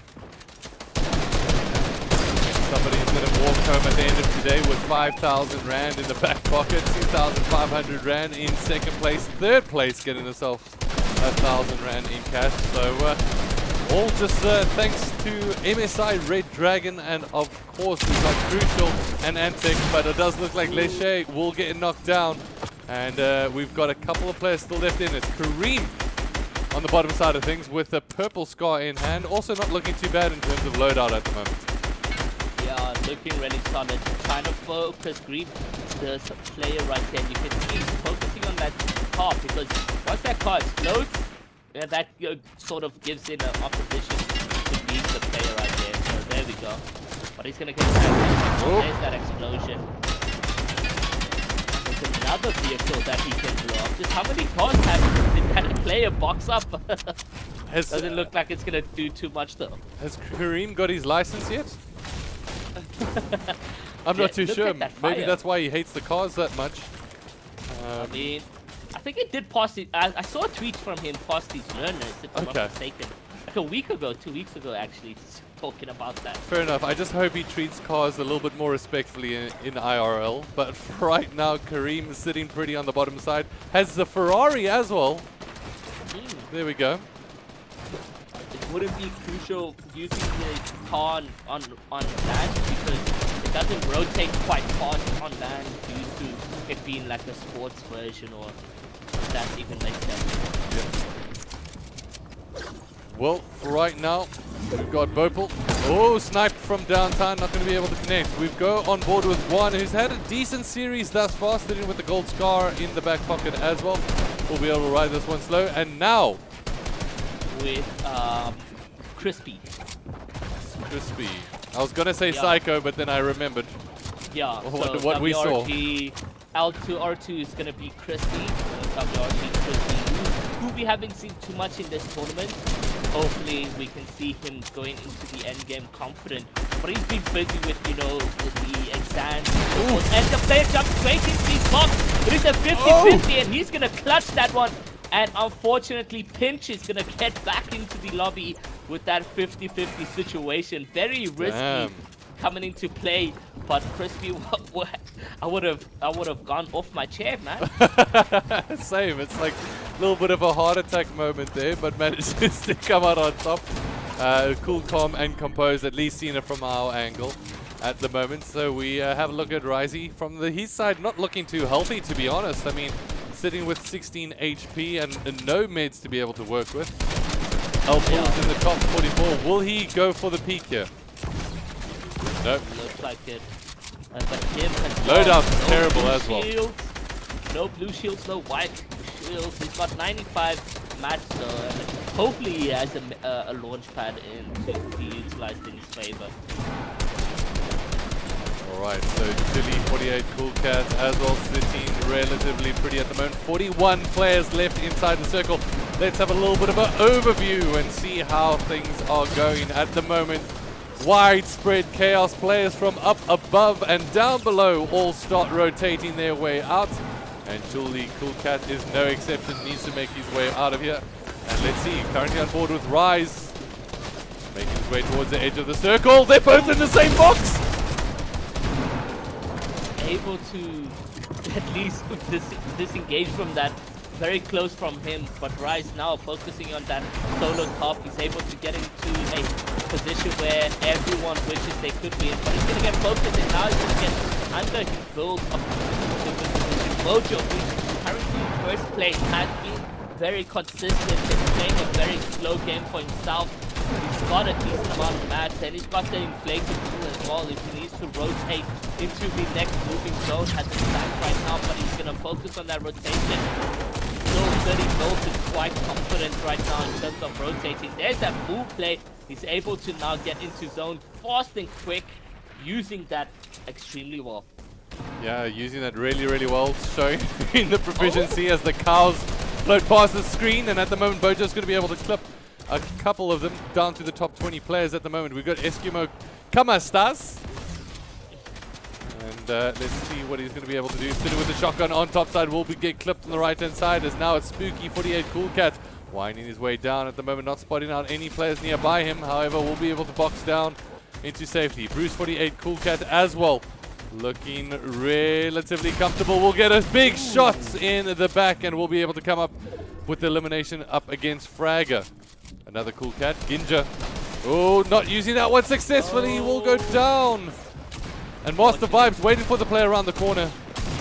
Picks up a couple of big shotgun shells. However, down to the top 10. Ooh, Vibes gets the clutch kill when he needs to. That was Rise, who we were on with earlier, who got eliminated, but it's going to be, I think, Warrior on height. I'm not too sure who Farmer is. It most probably is Warrior, but Buzzy with a huge pump. He's able to get the player extremely low, but don't think he got that elimination at hand. He's going to get a refresh from those Siphon mats. Pop Cool on that end over there. Yep. So many players still remaining, and it's literally Cool Cats across the board and trending in the Fortnite South African scene is that name as it stands right there. And he's got a flop in his back pocket. Spooky, B-Boy down to 3 HP, but he also does have the chug cannon, so he's able to heal up Spooky down with his last red pepper to keep that mobility 2 times pace. Will he be able to clutch up in the scenes? But it does look Not like a lot of farm mats. on height. He's going to farm up this tree just a bit over there, so that's really good. And the thing about what's on his head is it takes his HP down to 160. There we go. Boy, clutch play. Huge from Big Boy, but it does look like it's going to be Farmer 48 Cool Cat that comes out with the win. Congratulations to him there. And as you mentioned, a whole bunch of Cool Cats there at the end. Yeah, no. And there's a funny story behind that. Hopefully I can tell you in game number 4. But what a massive scenes that we just saw from everyone. I mean, what happened to Bojo? He was on that rotation as well, and he looked really strong. But unfortunately, he probably got clipped in towards the moving zones that he was finding himself in. And then for Farmer, which I'm not sure exactly who that is, could possibly be Warrior, finding himself on height. Well, we're going to have to wait and see. We'll make sure that we keep you guys updated before we go into game number 4. Some of the big names missing out there at the final circle, but some bigger names potentially to take over. We're going to have to wait and see what happens. So much of the story still to be told. Let's get ready for game number 4. We'll be back after the break.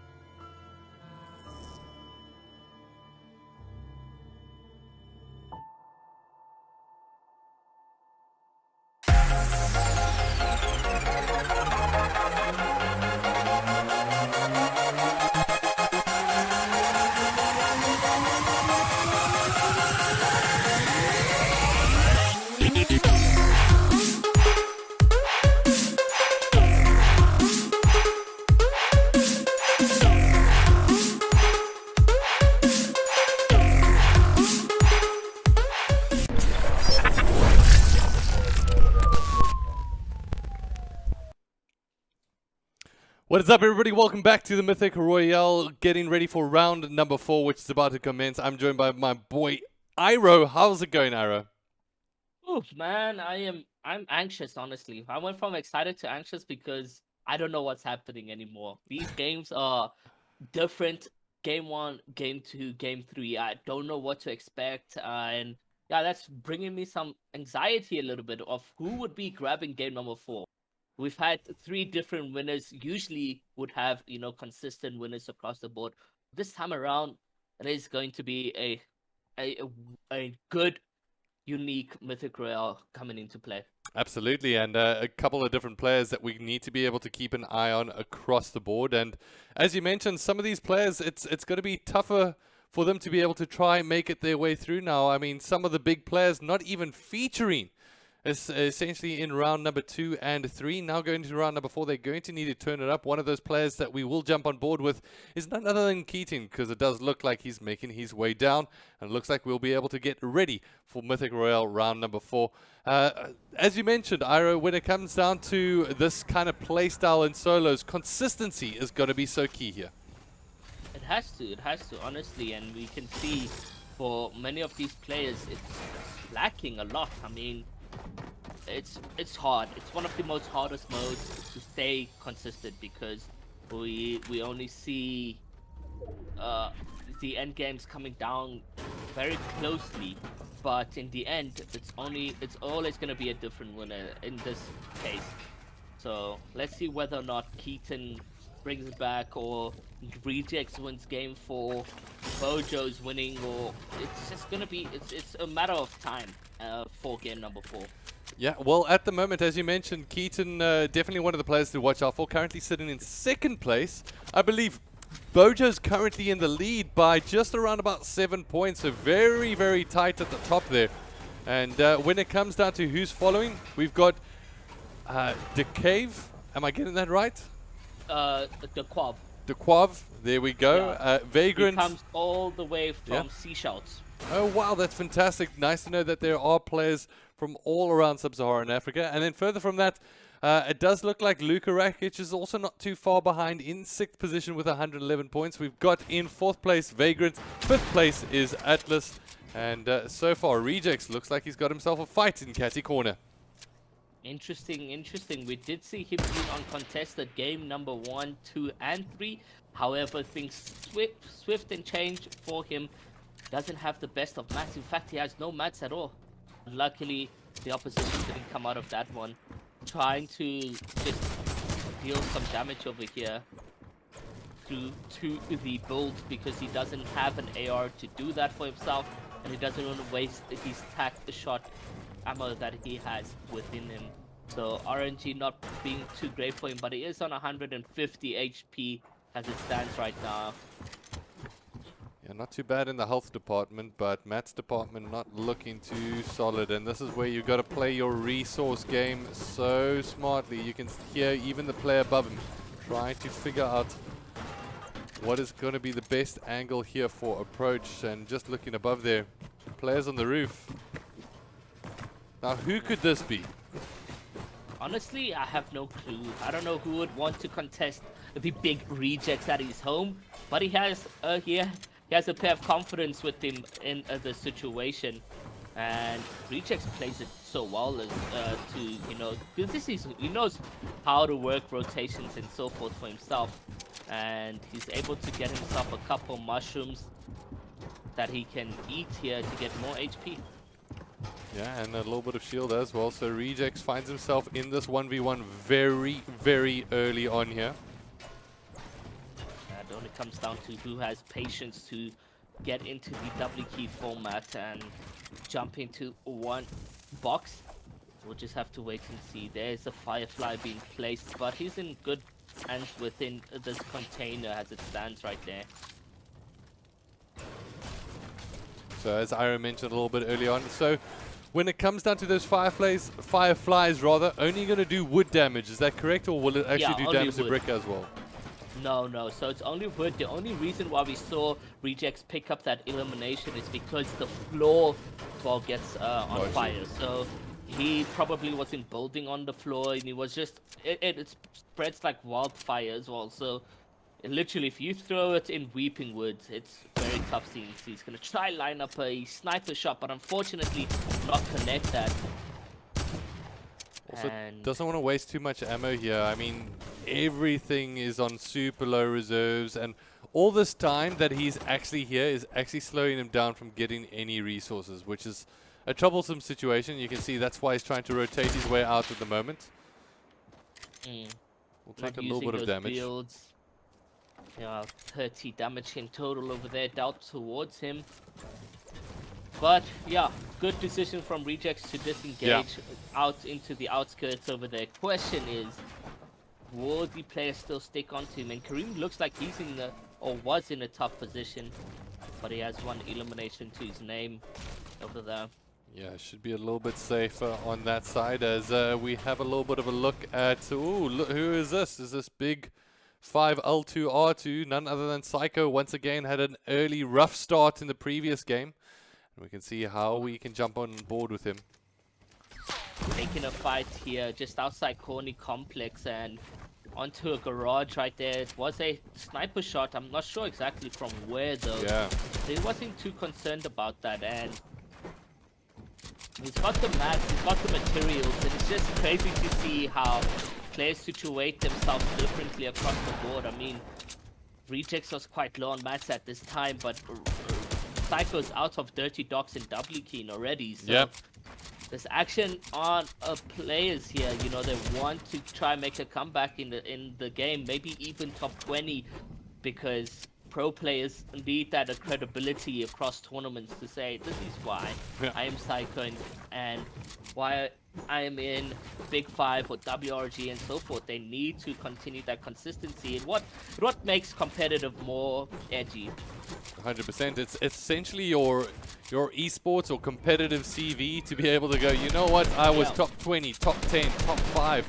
And obviously, the more impressive that is, the more likely that you'll join one of these top organizations. And Psycho at the moment representing Big 5 has a bit of work to do as trying to get down this player on the low ground who doesn't have too much room to be able to work with, to be honest. Oh, but gets a vehicle. We'll get a shield pop, but just a slight one. So we're going to be focusing here though. And unfortunately, he used a lot of mats in this fight, and that player just decides to disengage. And now he's down to only 26 builds. There's a couple third-party shots coming at him right now. And yeah, very unfortunate scenes here for Psycho. He's able to relocate a little bit of resources for himself. His Reject still in this one. It is indeed. He's staying safe. Kareem is all still alive. Kareem. I put out a tweet a little bit earlier on saying that he's warm now and we can reset the tournament now that he's feeling good. But at the moment, definitely feeling good is the call out because, as I say that, he will get chunked down. Needs to find himself landing any moment now, and there we go, trying to heal up. And good 3 eliminations though for himself in game number 4. Yep. Again, the placement is where you really want to be focusing on in this tournament. 100%. Here. But if he's able to secure some extra kill points, go do that by all means. And he's done that exactly in the beginning stages of game number 4. We're down to 55 players in zone 2. And in just a couple seconds, he's going to have himself needing to rotate into the next zone. Looks like he's chasing. I think he's hunting somebody here. Yeah. Trying to get a good drop. Almost time it that he lands just before the player. There we go. Kareem is on a mad hunt at the moment. We'll be able to get a couple of shots down on his opposite number. Here comes out the big moo as he makes his way towards his opposite number. Let's see how he works his way in here. He's able to get onto his enemy quickly. But what a good dodge from his opposition to say, look, I'm not landing there. I gave him a couple seconds though to heal up. But he's got that purple tack with him. And attack gameplay is very scary. surprised that Kareem here is still pushing into the box to, better yet, fight this player head-on in a box fight situation. And he must be careful that both of the builds that he was under there was not his, but he's finding himself really getting into a close combat fight in these box situations. Oh, big 137 to the face as he's going to be able to get that blue completely down. At the moment, shots will get traded. Yes, the third party is correct as we take a little bit of a look at the top side of things. Players currently battling out. Oh, elimination will get given away there, and that means that Kareem's going to miss out slightly. Let's jump on board. It does sound like he's got another player trying to hunt him down. Yeah, indeed. I mean, he needs those minis now. He's out of consumables, so he needs to win this 50-50 situation. He does so, indeed, getting a huge pump on the player, putting the pressure in with that AR. He drops him into the box. He gets an edit there and a dirty pump, but unfortunately unable to clean up just yet. But he's still putting on that pressure, and there's yet again third-party situations getting involved. Will we see his kill getting stolen yet again, or will he be able to clean up this one kill right now? Everybody wants the skill. There we go. He does get it indeed. And that's Bravado Woke. Woke who will get eliminated, but it's not over yet for Kareem. No. As he's finding himself troubled in this situation. And I do believe there's a fourth person here to come and join in just yet, where Kareem has been getting in some action and a good pump from him, but he's going to get focused on the low grounds. This is going to be a tough one here for Kareem. He wants every kill he can get and every positional placement, but it does look like he's going to move out of that environment and get himself to safety. Smart play with the words over there as he does so indeed get out of this, where it was very close for him, but he put the pressure on those players and made sure to notify his enemies that he's alive in this game. Well, looks like he'll get pushed here from low side. It does look like Kareem gets himself out of that sticky situation. Will he be able to trade the wall? I'm not too sure, as does look like he goes for the wrap. Will he be able to connect? Ooh, takes a big shot to the face. Now, needs to have a little bit of a fish, a little bit of a diet. Will be able to get his way back up to 100. Now a couple of minis and back to 150, just like that. Some quick healing done by Kareem.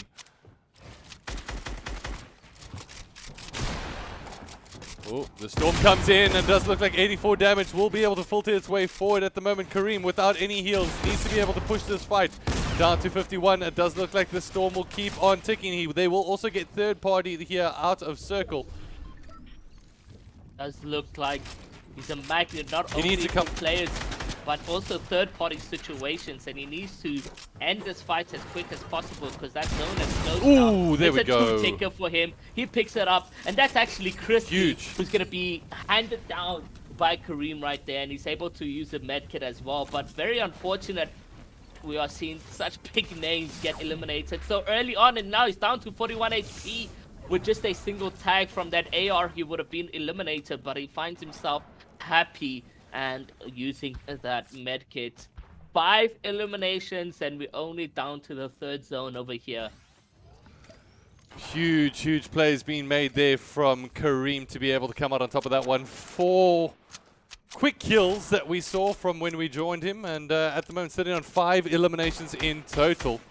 And now looking to be able to finally have a little bit of breathing room to come out with a third party of his own.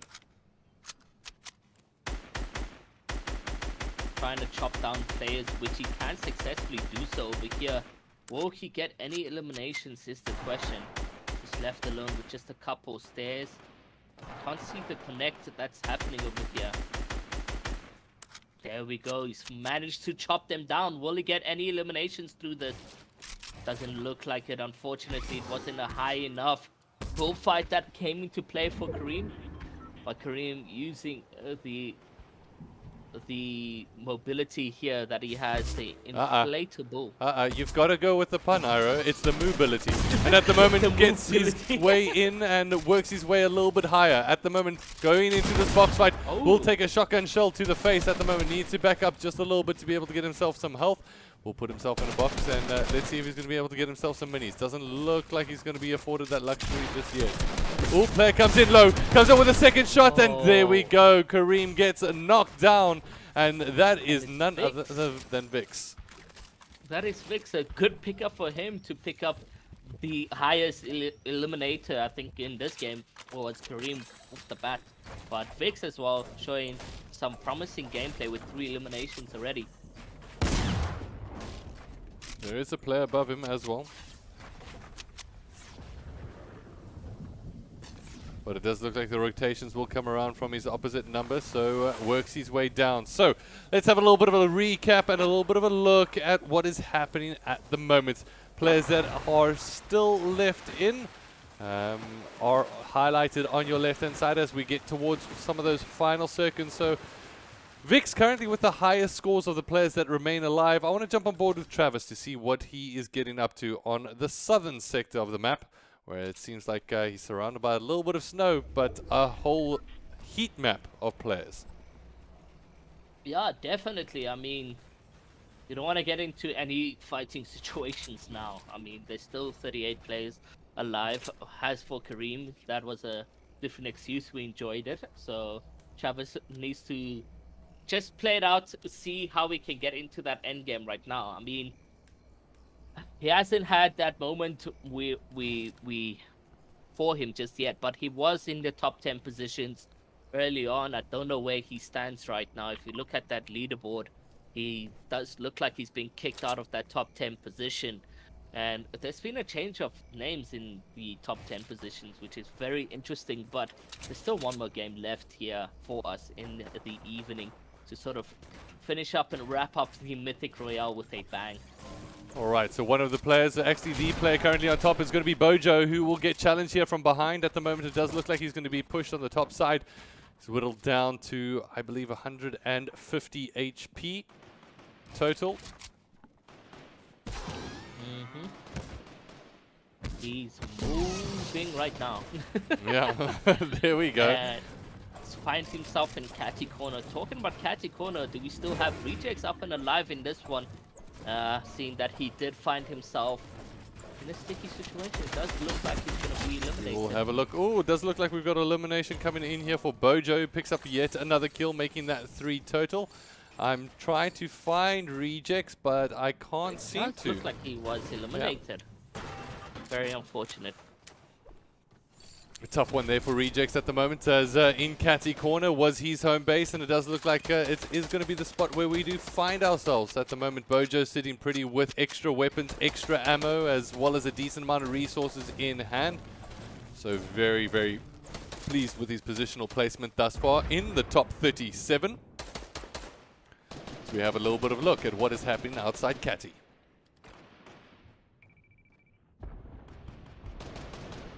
Couple players in this area here, and you can see them on the hills, on the low grounds, but it's only one player out of the 37 that remain for game number 4 that will be walking out with a victory royale. For Bojo, he's very much good on mats. 126 getting into this position is amazing. We want to continue rotating it the way he has been in the past couple games. I mean, the consistency shows been doing extremely well. First game 3 and 4, going into game 4, he's still first, he still remains, and there's a possible refresh that he can get for himself yet again to build up those mats, and there's launch pads, there's everything he needs there.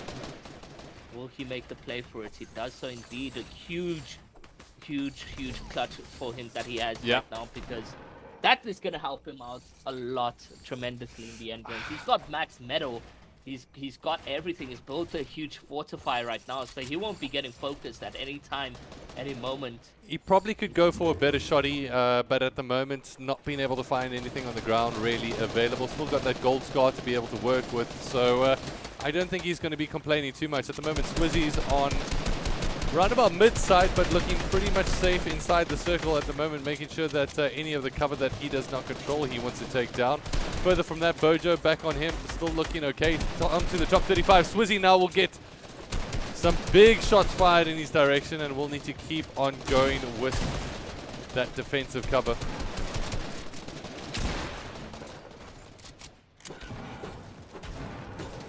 Swizzy.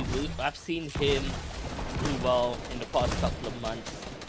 He's really good when it comes to those box fight situations. Hopefully we get to see it somehow in the end games or even in the next game. We can see how well his skill is when it comes to these fighting situations. So Got all these mats as well over here. take me through, Ira. At the moment we see Swizzy with this lovely alien head. So what does that add in terms of a little bit of variety to the game? As you can see, he has a boosted jump. If you see when he jumps, it jumps higher. He also got a faster movement as well. Not as fast as Red Peppers, I don't think so. But it's still, it's just as fast. Yeah, I think so. But the disadvantage with this is that your HP gets taken down to, as you can see now, 75. So it eats away your HP. As long as it remains on your head, it will just stay at 75. It won't go below. Another disadvantage about it is, advantage about it is that if you get headshot sniped or headshot pumped, you're actually destroying the alien head and not taking any damage whatsoever. But if you manage to shoot through the mouth, you won't get damage. And there's Swizzy with a good pump and a nice 30. Will he get this elimination? He's hunting down, but unfortunately it does look like the player manages to escape within thin threads of health. Alright, so at the moment Swizzy's going to be able to work his way towards low side. Talking about players on top side, however, Travis now working his way up. Oh, we'll get a big fall down there. Not looking too healthy in terms of mats. Currently sitting with around about 260 in the back pocket. And needs to be able to try find some more if he can. Trying to work his way through this maze of buildings that have made their way forward. At the moment, the Cav is going to make his way in from the lower ground and will be surrounded by a huge amount of players. As we take a little bit of a look at the overview, the map has completely changed, and that's really thanks to a lot of these players' buildings. Yeah, no, Travis is, I believe, is still on height and position. Takeoff on the lows, and good rotation in here from Travis. He could potentially come back in with a good game to bring him back in. And I saw Havix actually tweet out just before this game, it's time to bring it back. And we can see him on height, however, not that much eliminations, no eliminations at all actually, and very little white HP. If he gets chopped here in any position, he may find himself getting eliminated. And I think that inflatable on the rotation was actually Bojo. There we go. Elam coming in from Havix right now. That was a huge Elam from Havix just to be able to get that health boost as well. Was really pretty much low on green. Now down to the top 18. Havix will make it top 17. Still very much in this one. We go to Cool Cat, who had a great previous game. Yeah, now it's showing that consistency across the board. Top 16, top 15, he still remains in this one. So that consistency that you bring into the lobbies here in the Mythic Royale will definitely win you the games. Whether you come top 10, 5th, whatever the case may be. Now another player we haven't really been seen in the scene is Storm, but he's going to get pushed with his AR. Almost pickaxe, but Storm stays composed, and that's Bean who's going to be handed down because Bean overconfident trying to get a pickaxe in. But Storm manages to clutch that one. Bean headed.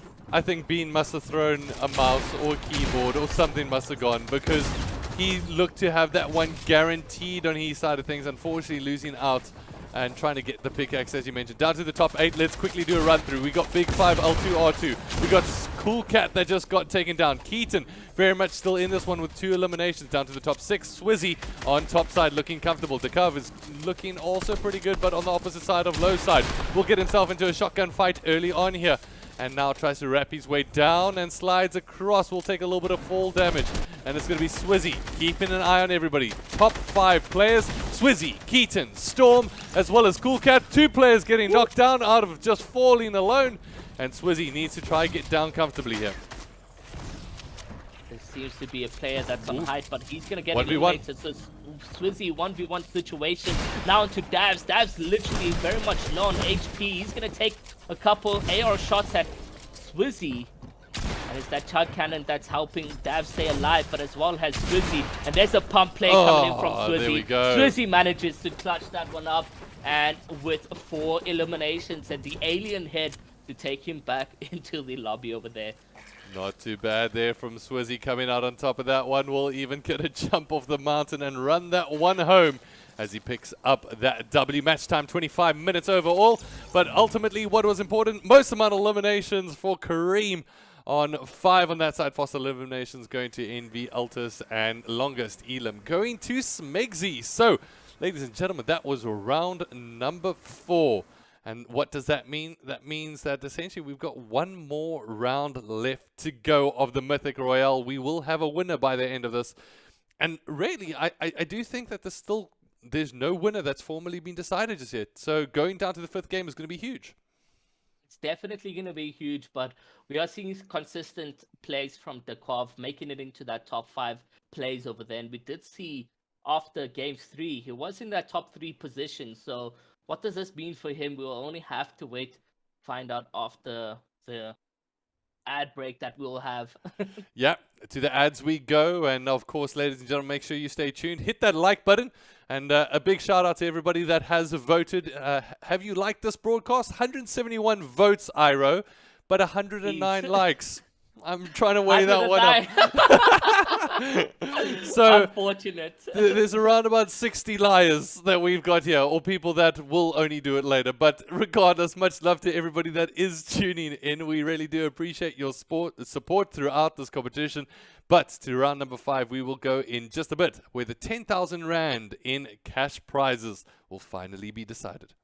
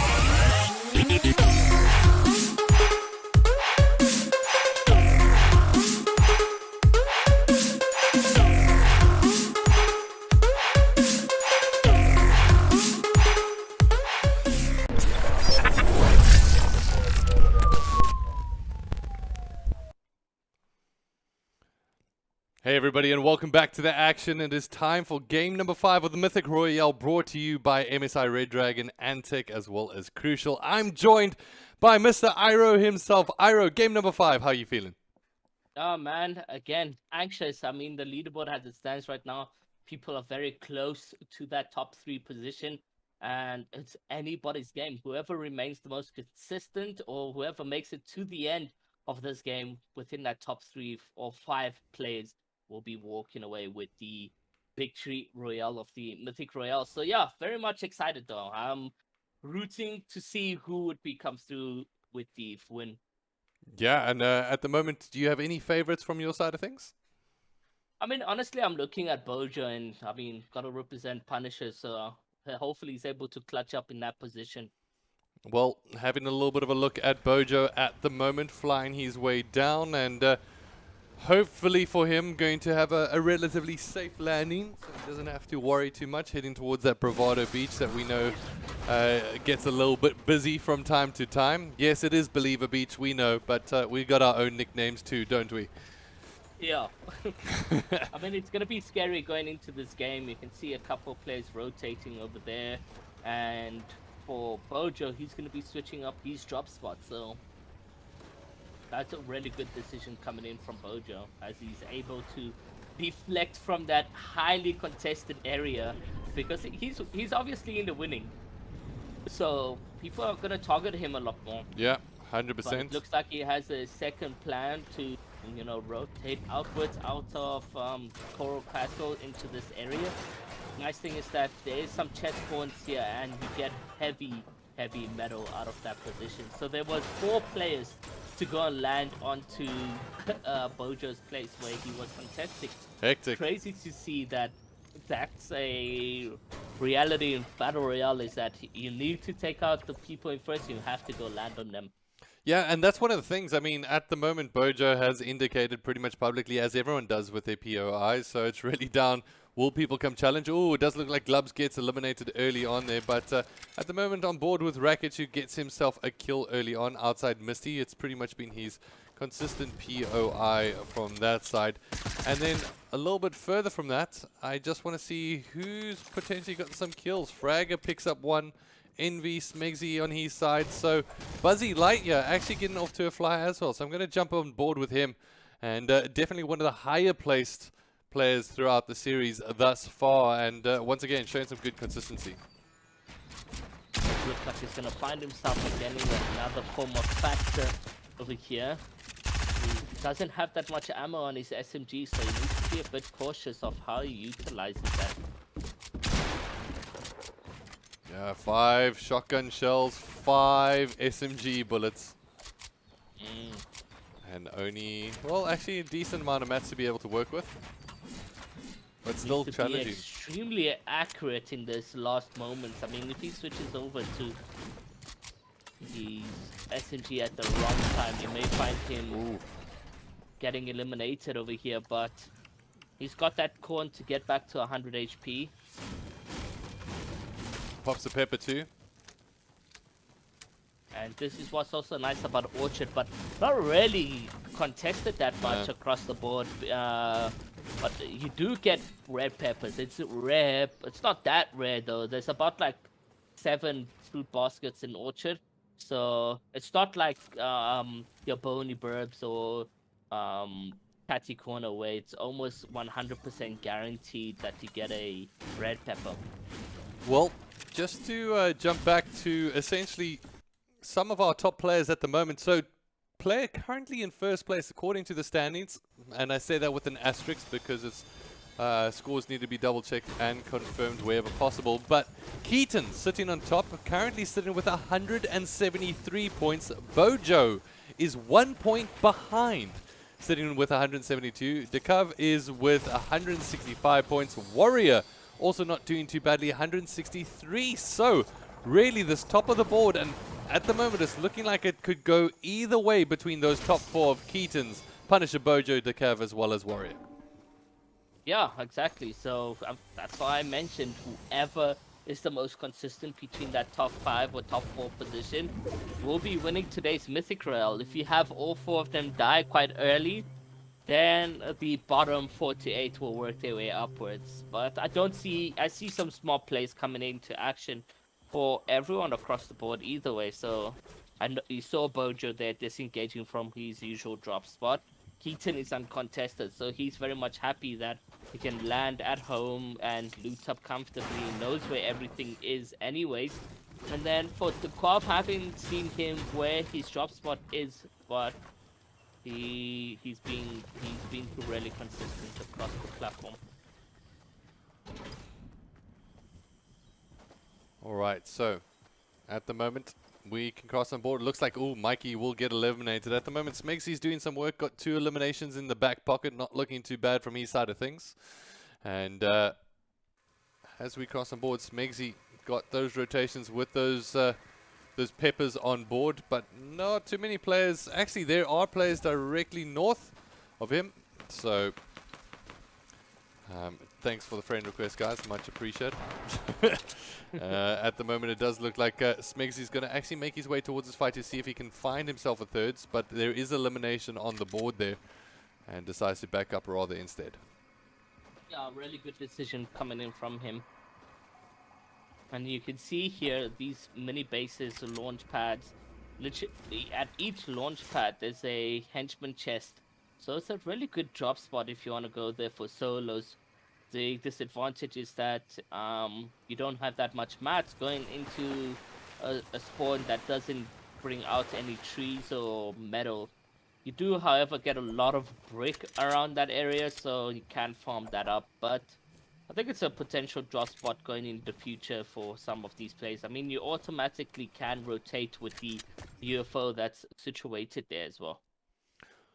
All right, so mentioning of some of the top players at the moment, Decav makes his way outside Corny Complex on the southern side. So it has been a relative hotspot in this game thus far.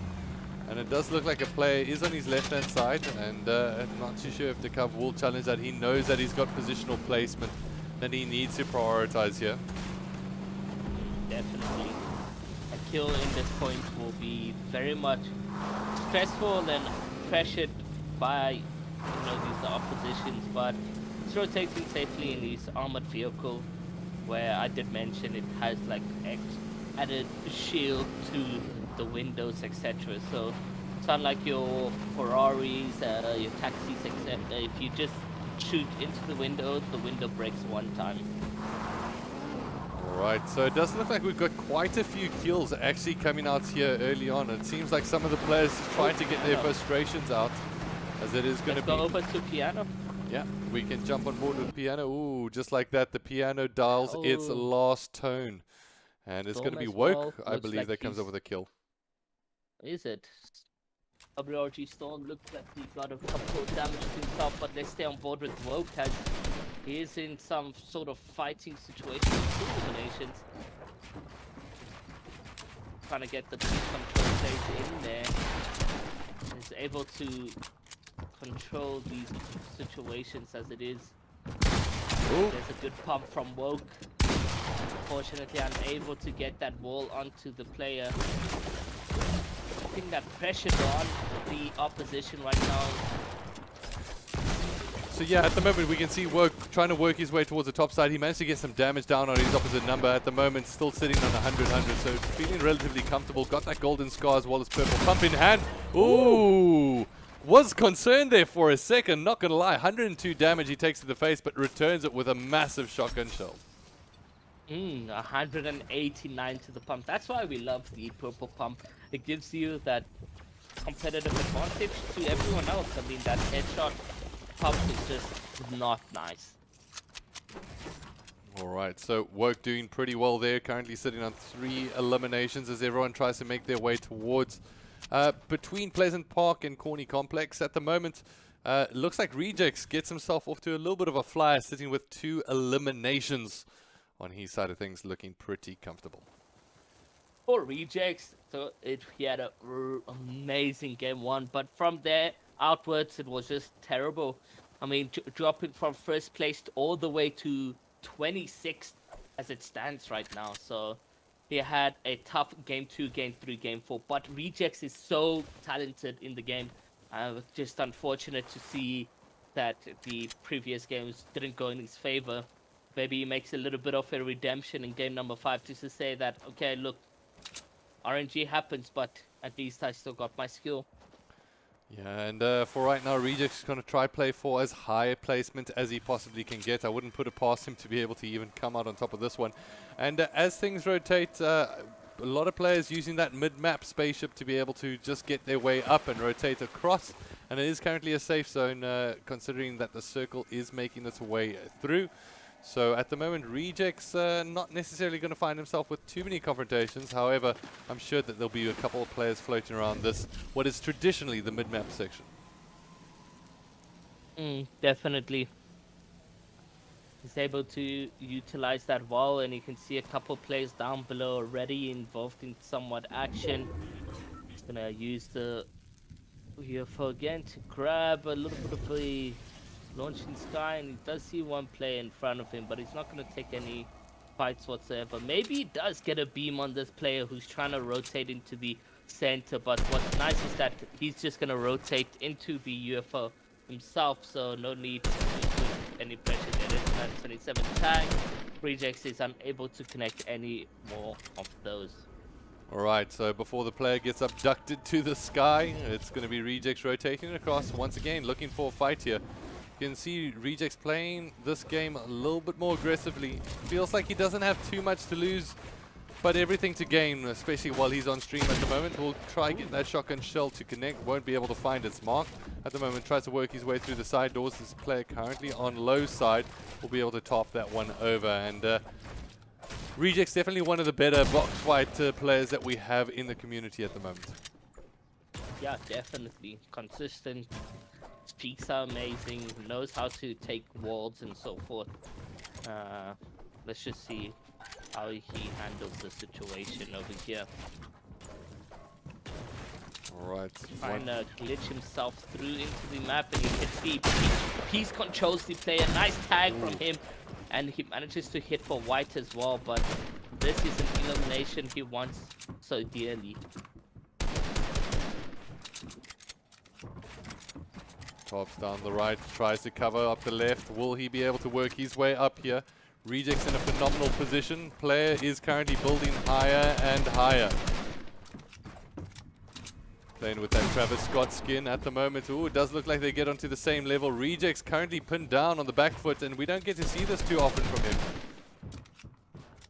Yeah, but under pressure, he plays well either way. So let's see exactly how he's able to turn things around for himself. He's going to take that 50 pot, and he does it successfully. Now going in for the scuff plays, but it doesn't work out to his favor. Now it's a bullfight that we are seeing, and he gets Harry Pottered, unfortunately, due to his own stare. This player is just constantly building and building, and it's a massive bullfight, and I'm surprised at this stage no third parties has gotten involved just yet to say, oopsie, you guys are going to get knocked down. Building too high. Look at Rejects' mats though. He's sitting on currently on around about 100, and that's not going to be too comfortable for him. He knows that he needs to be able to take this fight, especially so he can get just his loadout a bit better than it is currently. Definitely. Plays trying to disengage, but Rejects is on it. Putting his front foot on the double. There we go. Does get hit hard. Now down all the way to 20 HP. Yeah, at the moment it's going to be Rejects needing to pop a couple of minis here. Down to the top 28 players we are, ladies and gentlemen. This has been a very heavy W key game in terms of the players just going full frontal for those eliminations. Well, Rejects is here. He's got a fight that he needs to try take here, but it's not looking too comfortable with the amount of mats that he has in the back pocket, as well as the weapons. He has no mats at this point. So, he needs to clutch up using movement and structures that have already been built over here. Alright, you can see him cutting his way down through the cover at the moment on this left-hand side. Both players peeking, both players trying to use their wall control to just to be able to get out of this situation. The Storm will start making its way in. So now they've got essentially a third unnamed enemy, unless you want to call it something. to be able to make his way forward at the moment. Does look like he'll be able to pop down 60 HP on his opposite number. However, Rejects is the one found wanting at the moment, as he doesn't have any green health to be able to work with. All the player needs to do is survive, and Rejects will go down. And there we go, eliminated, as it does look like the opposition player will move their way out of that situation. For right now, having a look on our left-hand side, there's so many players that have been eliminated, and I do think that that was a dual elimination. Both of those players getting taken down in the end. Reepsy very much still alive, and Cool Cat looking pretty solid as well. However, Travis from his side of things, definitely a player that we love to be able to watch, and sitting pretty currently with 2 eliminations. Yeah, no, very good from him to still be alive in this very hard W key gameplay that we are witnessing across the board. But 2 eliminations, Chug Cannon as well. Purple Pump, you'd love to see it. No Sniper, however, in the back pocket. Something we usually see with Travis. He's now going to be laying and spraying some bullets onto his opposition over here, but doesn't look like it's going to be anything too serious. Yeah, at the moment going in towards a circle, very much open ground across the board. You see or rather this targeted car or vehicle just to be able to explode any kind of cover nearby. At the moment, Travis just going to be happy to play this one inside his box. So as we have a little bit of a look around, we are down to the top 26 players. Just having a little bit of a look at who's alive. I'm not seeing, let's see if we can spot Bojo as well as, no, I can't even see Bojo. Keaton's still alive, however. Yeah, Keaton and Dekov are still alive in this one. Does maybe look like Bojo got eliminated. It does seem that way, as I can't seem to see him on my side of things. Let's see if he's on the Elim board. Yep, punishes Bojo out with 0 eliminations. That is absolutely massive. So Keaton, this is his game to lose, essentially. Sitting on top of the leaderboard at the moment. Currently can be chased by essentially 2 other players now that Bojo is out. That being Dekov as well as Warrior. And I believe Warrior is Farmer, or that is his name in this one, so I'm not too sure. Cool Cat Farmer. Farmer, Cool Cat, yeah, I don't think he's also in this one. It looks like he gets eliminated. Yeah, Farmer's here. Oh, he is? Yeah. Very much still here as a part of this one. So we've got Keaton. Farmer, Dekov, as well as Keaton. I'm not too, is Dekov still in here? Let's just do it. Yeah, he's still here, very much alive. That top 3 now gets sort of in favor of Farmer. He gets a position, even more so can possibly win this one. But Keaton and Dekov are the ones who are more close to each other in terms of points. Now that Bojo has been eliminated from the scenes, 22 players remain in this one, and they are happy to sort of sit in their boxes and wait on those placement points to kick in. And yeah, they have everything to lose, so passive plays we'll see across the board from them. And understandably so, right? I mean, it's a position where you're playing for essentially a massive difference between first and second place. 2,500 rands in gap. 5,000 rand is the first place prize, 2,500 rand in second place. So that's absolutely huge, and essentially 3 players in this lobby, as far as we can see, are in the running for it.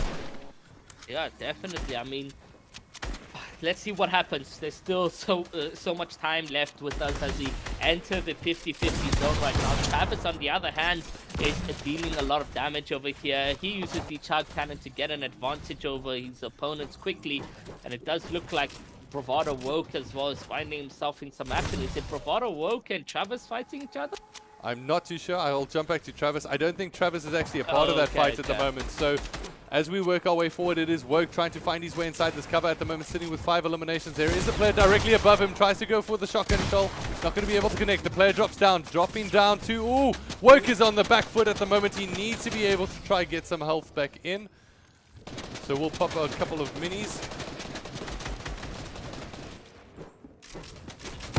Oh, there we go. Woke gets taken down, and who is that in reply? Vibes. Alright, so Vibes actually gets that one as a third party from range then.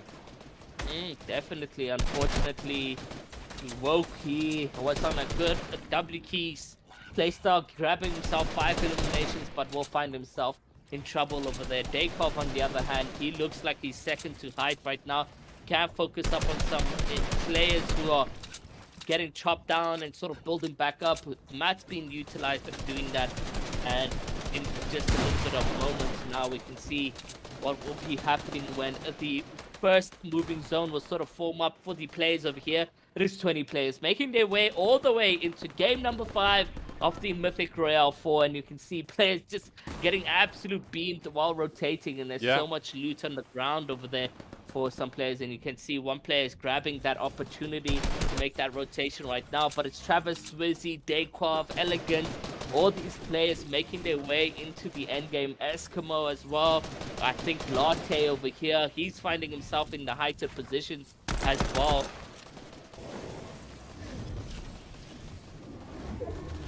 Alright, so Vibe's trying to rotate across. Will take some damage for his work at the moment. We got Silex rather trying to make his way through. Looking pretty comfortable with the loadout at the moment. And we've got Farmer 48, Cool Cat. That's Warrior. Still in a great position here to be able to come out on top. Yeah, essentially pushing possibly into third place position. Seeing that now Bojo has been eliminated, but so Ginger as well, Ginger 48 Cool Cat sees a launch pad. He's gonna go and make a play for it so that he can use it for a short launch down into the pits where the 17 players remain on the rotations right now. And while we are in the scenes, we can see exactly what it means to be alive right here. Pressure on the top 3 players, but is Keaton still alive? I haven't seen him in these rotations over here. You got Daykov still making it. I think Keaton's down, eh? I think Keaton is down. Oh, no, Keaton's very much still alive. I do apologize. We just didn't see him in terms of the rotations across, but is alive. Naze is there too, but let's jump on board with Keaton. Currently, he's sitting on top of the leaderboard with 2 eliminations. And on the low side at the moment, only 27 wood mats available. Not bad at all. He still has the opportunity to get a lot more placement points. Seeing that there's still 50 players on the board here. He uses a short launch, get himself ahead of zone. Seeing that it's extremely low on match, but now going to jump into a player's box. That is 72 tack damage, and he gets back into his box right there, so that he does not get focused anymore. So unfortunately for him, he was unable to grab what would potentially widen that lead he has to everyone else on the leaderboard here. Right, so Reevesy on top side will get knocked, well rather his shield will get knocked to get himself into the low ground to try and get himself a little bit of cover. Will swallow up a couple of blues as at the moment down to the top 9. Neymar still very much alive and a part of this series, as he's got 2 eliminations. Decov trying to fight for a top position. He's one of the top placed players, but however has a fall down. Only got 10 mats left available. Needs to try do something here. Turns around. Decov, that's his game. That's his night. And that means that if we've still got... I can't find him. I can't find him. Keaton's not on here. Keaton's He's down. Eliminated. Neymar, however, finding himself on the height for the final game. A beautiful way to end what was not the best performance from him. He picks up an elimination. That is going to be Swizzy. Now Latte all the way on low ground. Neymar just praying and spraying down below on this so he can grab some more eliminations. But what a way to end for Neymar over here as he finds himself in the heighted positions. Neymar in the heighted position. We've got Farmer versus Noom, and Warrior's going to be able to get a huge shot down, and I think that was up against Neymar, but however, Neymar's still on the top side here. We're down to the top 2. It's going to be Neymar taking on Warrior, and it's Neymar on top side control at the moment. He's trying to get the shots needed, and he comes up with a cleanup, and there we go. Your winner of game number 5, not this series, is going to be Neymar. Wow, amazing scenes from Neymar. Unfortunately, throughout the game 1 to 4, he just was not present in this tournament, but he ended the tournament with a victory royale and say GG's on to the next one. GG's indeed. And ladies and gentlemen, your most eliminations going over to Woke for that game. Longest eliminations, Yummy Noodle, 109 meters. That's a decent amount of effort. But what's more important is the scoreboard, ladies and gentlemen. And we're going to wait for our team to keep the updates flowing and make sure that you guys are posted. So if you guys want to see those updates as they happen, I'm sure our admin team are going to be able to post the leaderboard in chat. But Iro, for you, in terms of the Mythic Royale series, you enjoyed yourself here today?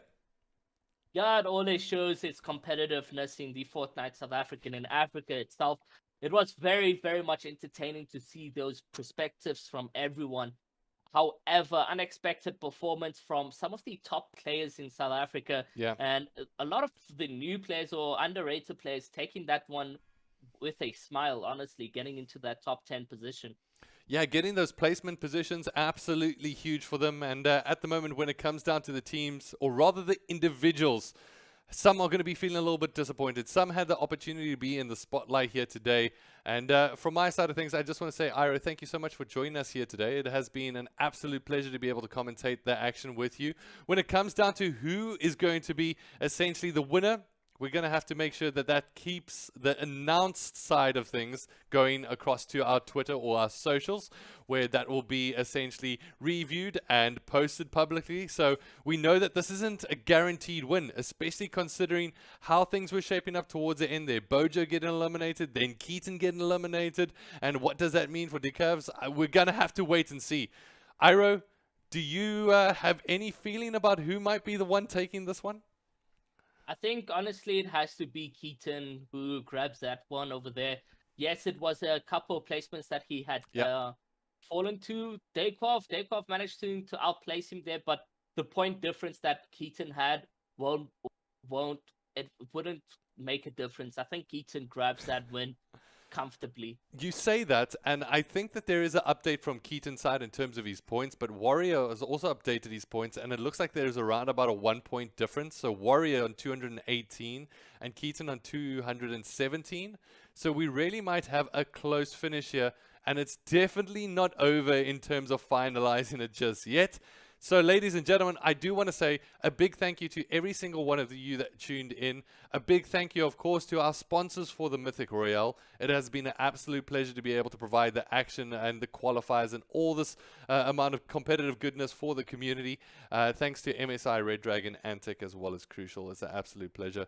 And then, of course, thanks to the admin, the ACGL admin taking care of business behind the scenes, our participants, everybody that has supported the series. If you guys are wondering, how do you get involved when it comes down to being able to play some Fortnite, we've got some great match finders that you're going to be able to participate in next month, where there are cash prizes as well as tournaments up for grabs, and across all the goodness rather. I'm sure you guys can also check out Iro, and he'll be able to take care of you guys with some good EPS action, I'm sure, from the Fortnite community. So Iro, any last words before we cross over to an exit? Honestly, thank you so much for having me, and also to the audience. You guys have been massive in the chat. Thank you guys so much for the positive feedbacks on this tournament. It was a massive Mythic Royale 4. And again, Holden, thank you so much for what you do for the esports scene, not only just for Fortnite. Well, thank you, my dude. Really do appreciate it. Thanks, everybody, for tuning in. It's been an absolute pleasure to be able to provide the action for you here today. It's always a sad moment when it comes down to the end of the Mythic Royale, because we just want to be able to see more competitive action. But I can promise you that there will be more competitive action across the board for more titles as well. I look forward to be able to sharing more with you guys in the future. Make sure that you guys stay tuned to ACGL for more action going forward. From myself and the rest of the ACGL family, as well as Iro. There he is, trying to give him a fist bump through the screen. Catch you guys all later. Much love. For the next time, cheers. Bye.